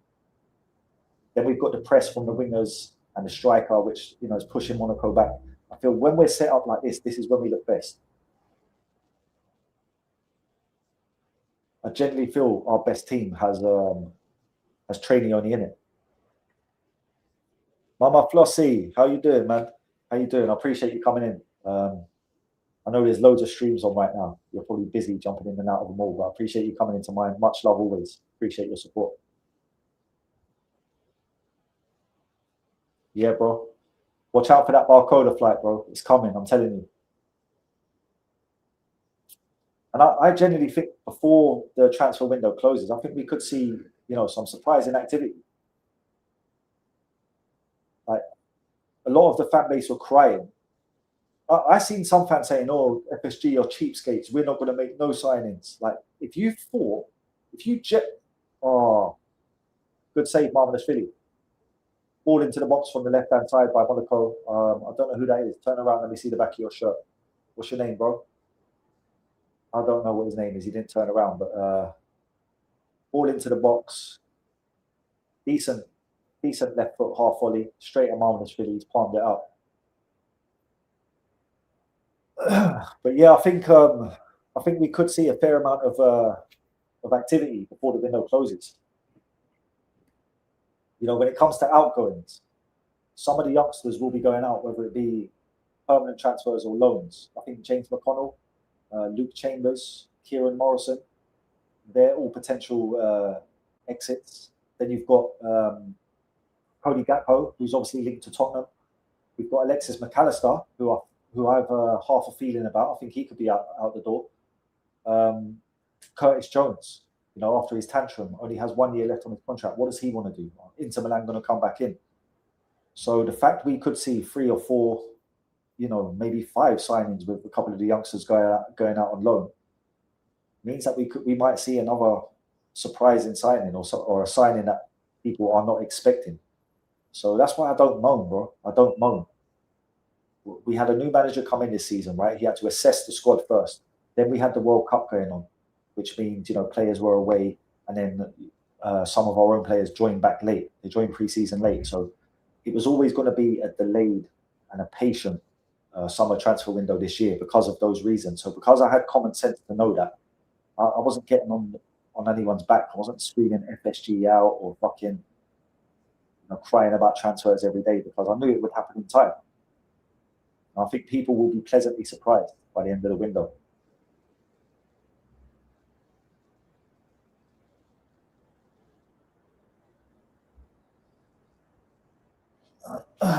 But tell me what you think of this anyway. I think second half we look a lot better in terms of shape.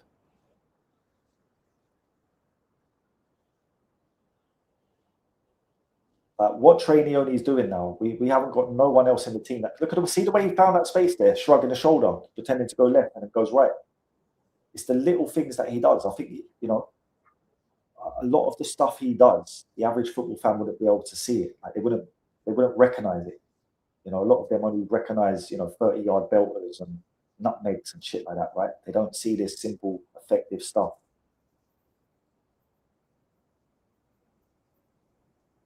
Kirkes. The Kirkes slander has got a slop as well. Tried to put Munoz in there, just too much on the ball. But the Kirkes slander has to stop for me. Like people getting on this guy's back after one season with Arne Slot, when we've seen him play under Iriola before and get in the team of the season. This fan base cracks me up sometimes, bro.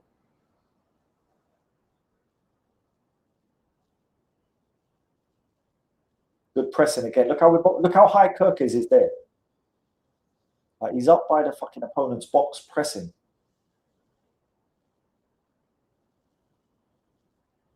Now they're on the counter. Let's see how we deal with it. Yeah, Endo. But they've ended up getting a shot and goal there, which is not a positive sign. Because if we're going to play that high intensity pressing, attacking football, we need to be able to deal with it at the back as well. And I know, look at Frimpong there, he's way out of position. This is why I say we fucking can't play that guy at right back.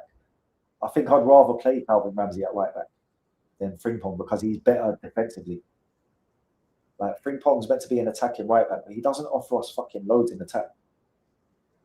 If you're going to bring in someone like Mbaye or Barcola, or even have Rio out there on the right-hand side, like fucking hell, just Munoz again showing a bit of pace. Like that though, the will to beat a man.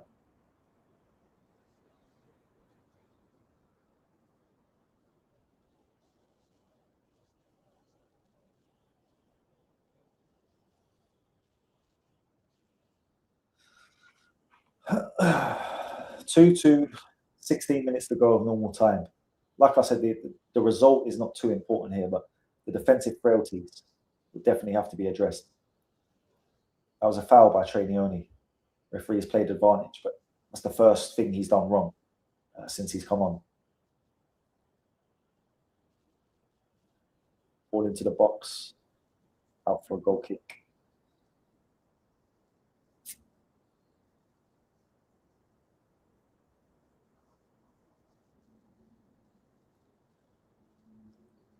Who's coming on now? We've got Chiesa, Harvey Elliott, and Calvin Ramsey coming on now. So that'll be Frimpong.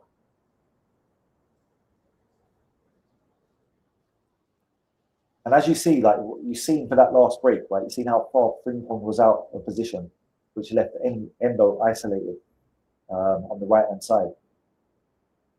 So just watch the difference now of Ramsey. His positional awareness as a right back defensively is just so much better. So who's that? Kumas has gone off for who? So Boslai's gone off, Kumas has gone off, Frimpong's gone off. So what does that mean? Harvey Elliott's going to play in the 10. Who's going to play up front? Chiesa's going to play up front. So Elliott in the 10, Ramsey right back, Chiesa up front. What Harvey, man, as well. He's fucking... Why do they all do these stupid prayers when they come onto the pitch? It's like they're praising some demonic god. Do you know what I'm saying? It's weird to me, bro. Doing all that stuff, holding your hands up in the air and doing Freemason fucking hand symbols and all that. It's weird to me, bro. Just play fucking football. You don't have to say a prayer every time you go off the pitch and on the pitch. Given a ball given away by Luke Chambers. Endo's done well to come back and fucking cut out the danger. Munoz Oh no, sorry, Kirkers. Right, so here's Ramsey. Like I say, he's not going to offer what Frimpong does going forward, but he's a proper right back, man. He knows how to defend. He knows where to be. He keeps things simple.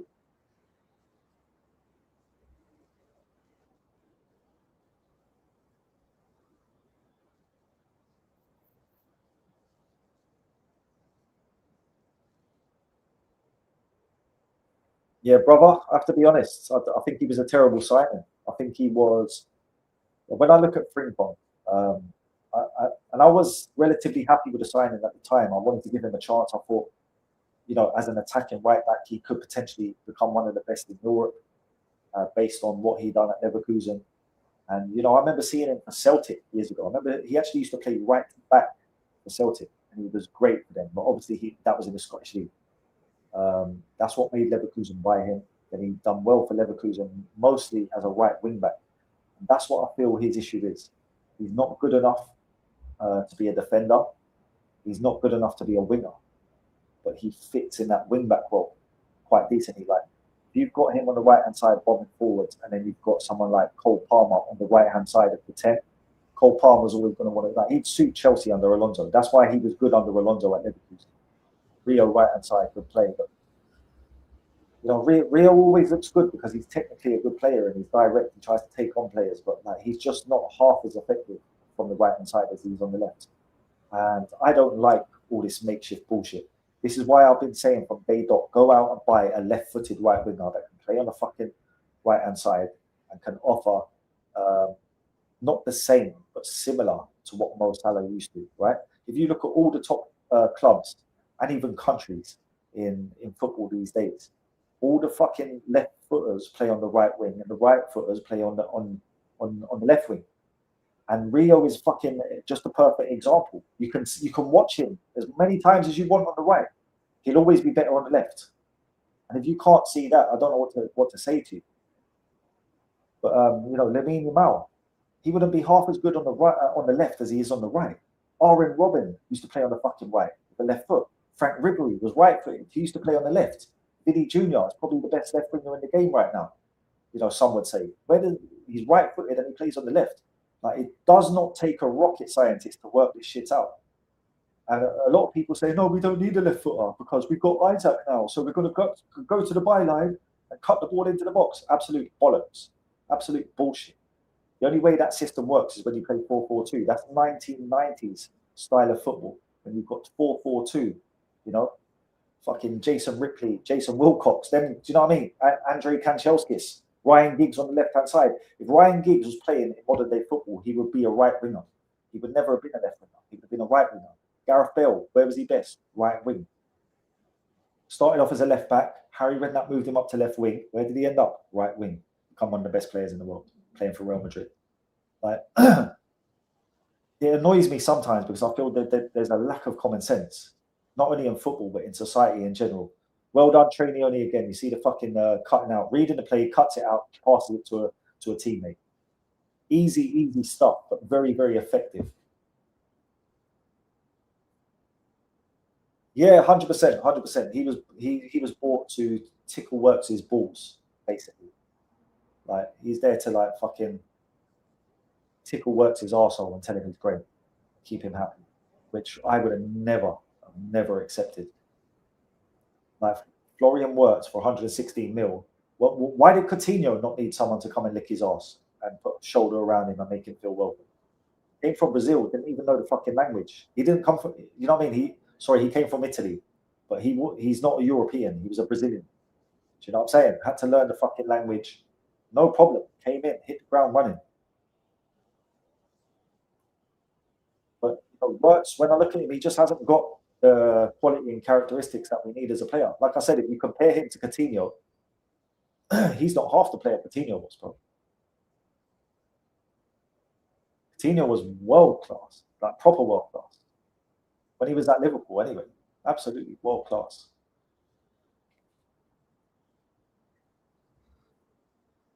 Yeah, 100%. Too small to be a right back, that's for sure. And he's got no defensive nous, bro. He's got no defensive nous.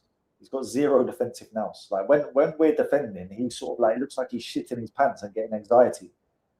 Whereas Calvin Ramsey knows what to do. Like, look at Calvin now, right? Look at Calvin's position. He's basically covering Endo on the centre-back position and making sure that left winger is kept an eye on. Frimpong will be in the middle of the park by the centre circle. He'd be inside the centre circle. And that's what happened when that chance was created for Monaco before he went off. And Endo ended up isolated one-on-one on the right-hand side. The guy got his shot off a goal. So like I say, look, out here on the left-hand side, why are they showing Areola? Show the fucking game. But look where he is. Look, he knows how to deal with it. Look where he is. He's the one blocking the shot here. Mate, he has to play it across the box. Ramsey is a better right back than Frimpong.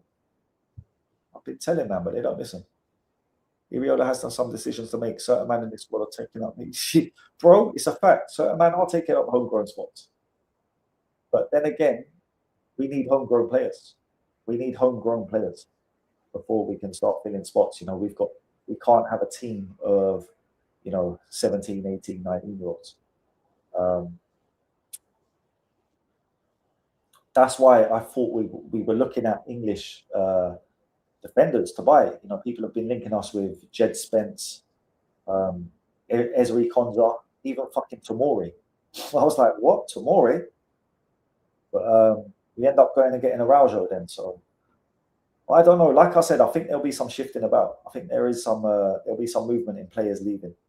The likes of Gakpo, McAllister, Curtis Jones, and then some of the youngsters too. If we can bring in some half decent money, Kirkes, that was terrible. Kirkes, that was fucking terrible. They score him. They're the little things that need to be ironed out. And that as well, Harvey Elliott, absolutely dog shit. Harvey Elliott, he can go. Harvey Elliott can go for 100%. He's not good enough for Liverpool.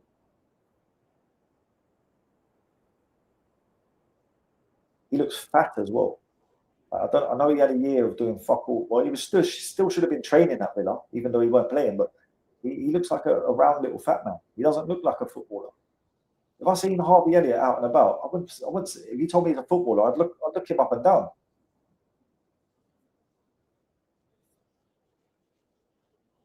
Yeah, good shout. But I'll be honest. I think Bernardo Silva's a better player than Words. Like Bernardo Silva in his prime, I think he pissed all over Words. He could play right wing and get GA. He could play centre midfield as a little man. Like, unbelievable player. Yeah, Christian, I hear it, bro. He's like a fucking what's the word I'm looking for? I was going to say a fucking gymnast, but that's not the word. An athlete. He's an athlete. He's a track athlete. Do you know what I mean? Sprinter.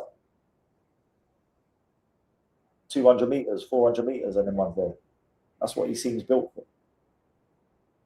Yeah, bro, I've been saying this as well. The fact that we sold Kelleher for 18 mil and bought Marmalashvili for 34 million, which is nearly double what we sold Kelleher for, and Kelleher is a better goalkeeper.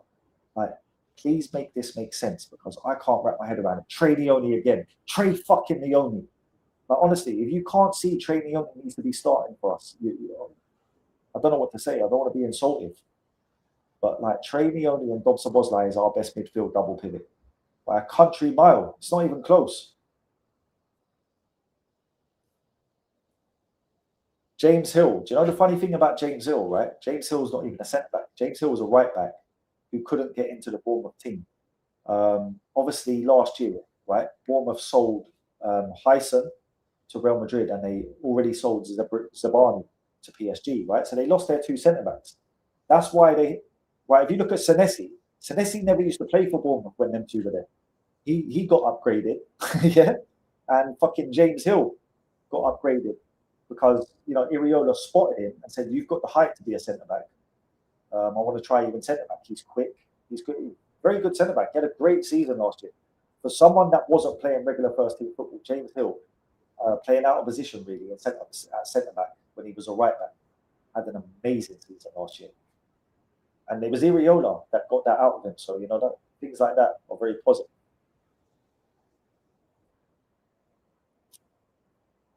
Yeah, it is very, very telling. You'd think he's out the door, but I never know with Jones because we've had this talk for years, to be honest. Every season it seems like what's going to happen with Jones. And now he's in the last year of his contract. Like, I don't know. Trey again, so calm on the ball. See that? This guy is unbelievable.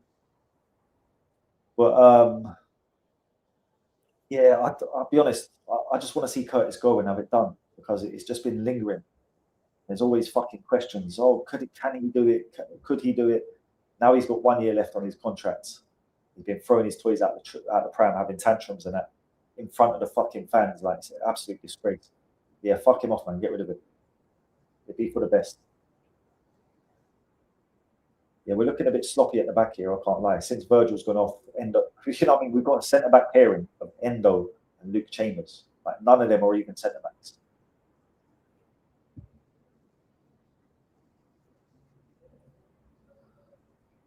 Do you know the worst thing about Elliot is he has the potential. Like, he has a very good left foot, right?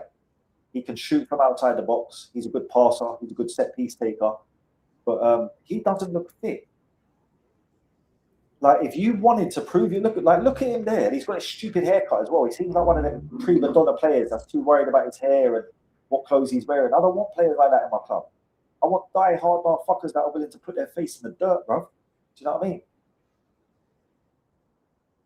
These little new age Nancy boys, bro. I'm not with it. Honestly, I'm not with it. And Monaco scored from the corner. Monaco have scored from the corner. Like I said, we've got Paris Bruno. Watch out for this guy, you know, Paris Bruno.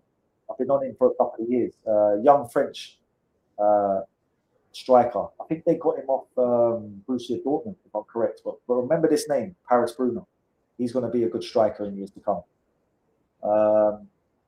Ball into the box, easy header. I think Chiesa was marking him, or was it Kirkes? Goes over, yeah, Kirkes. He was in between Chiesa and Kirkes. But Kirkes really should have fucking. I don't know. Watch Kirkes' run. Why did he run out like that? He wasn't even looking at the fucking ball. Tried to give this guy all the fucking, you know what I mean? The chance I can, but bro, shit like that, bro. It's absolute. Brother, you wasn't even looking at the ball. You're looking at the man that way, and then you've ran that way because you think he's going to make a run. Just watch the fucking ball, bro. Just watch the ball. Put your arm on the man to feel where he is and follow him that way. But keep your eye on the fucking ball. There's not an excuse for that. There's not an excuse for that. They're the things that if I'm a manager, I'm bollocking you about that. I'm calling you into my office and we're going to watch that clip together. And I'm going to fucking make sure you understand not to be doing stupid shit like that again.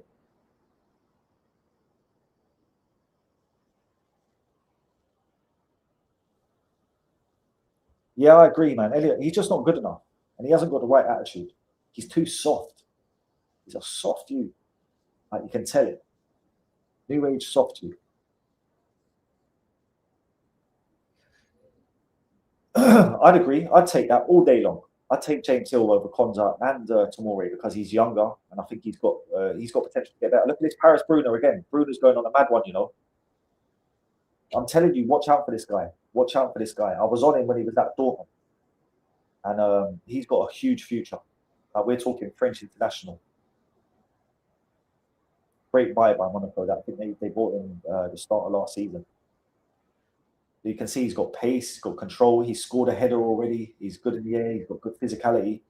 He's going to be one for the future, 100%. Remember the name, Paris Bruno.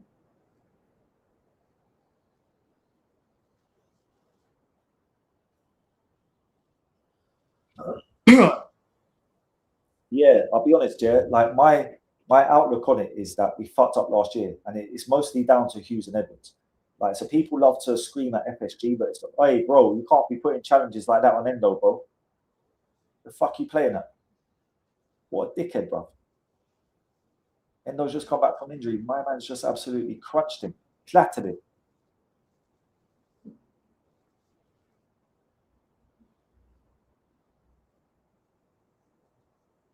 Terrible stuff in the 90th minute of a friendly. And by the way, because we're losing this friendly now as well, you know the casual fans are going to be crying like this is a league game. You know, bear in mind we've got Endo and Luke Chambers at centre back, and that's a wrap. It's over. We've lost 3-2. How do I wrap this one up? How do I feel about this game? Rio's crying. Rio's crying for some reason. Brother, don't do that. Don't do that.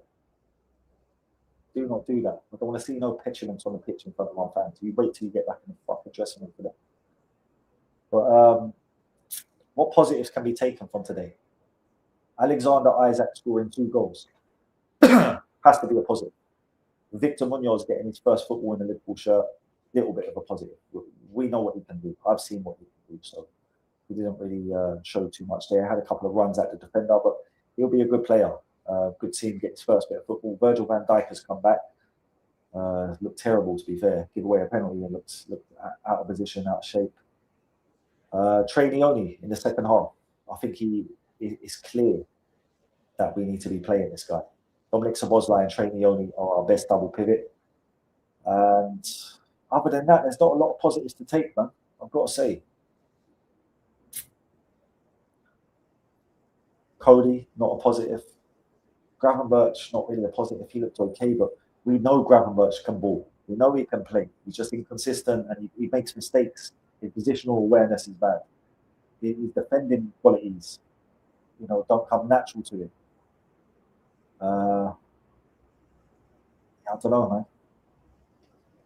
It'd be nice to get a winger in this week before the next game. And hopefully, iron out this squad now. Decide who you want to keep and who you want to let go. Do you want Lewis Kumas in the squad? If so, make it clear. Calvin Ramsey, is he going to be the backup right back? Make it clear. And all of these, the rest of these youngsters, get them out of the squad now. And Duque, send him on loan. Yeah, let's get Araujo in and play Araujo and Verge and try and give Jacquet some fucking time. We need to give Jacquet some football.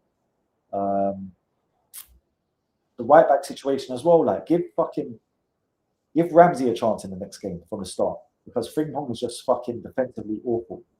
Too small. Another one, he's not a natural defender. The guy's a failed winger, if the truth be told. And he's been put back to right back.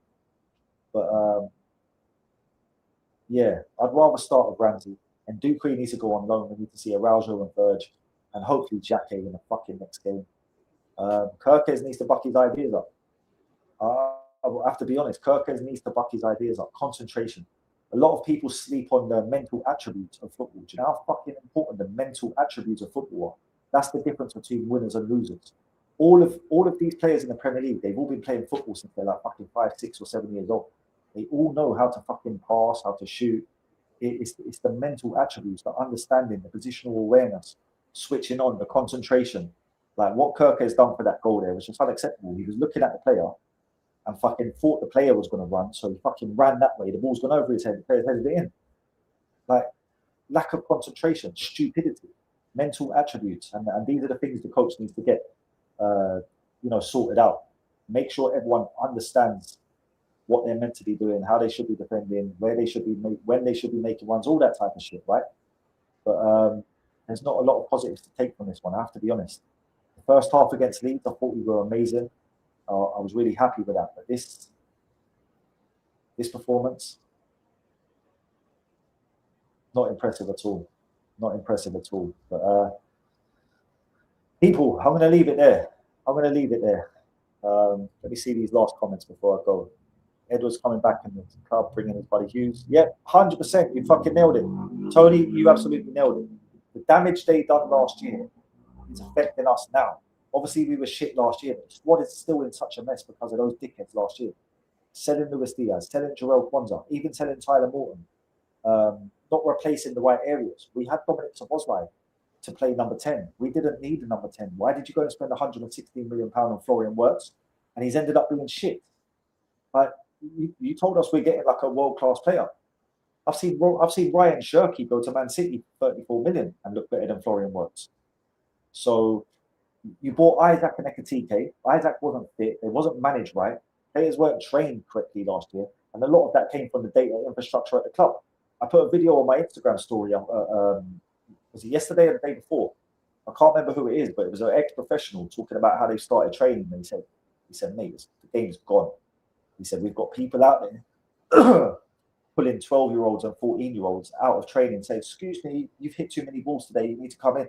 Like, they're not allowing players to be trained correctly no more. And that was a big problem for us last year.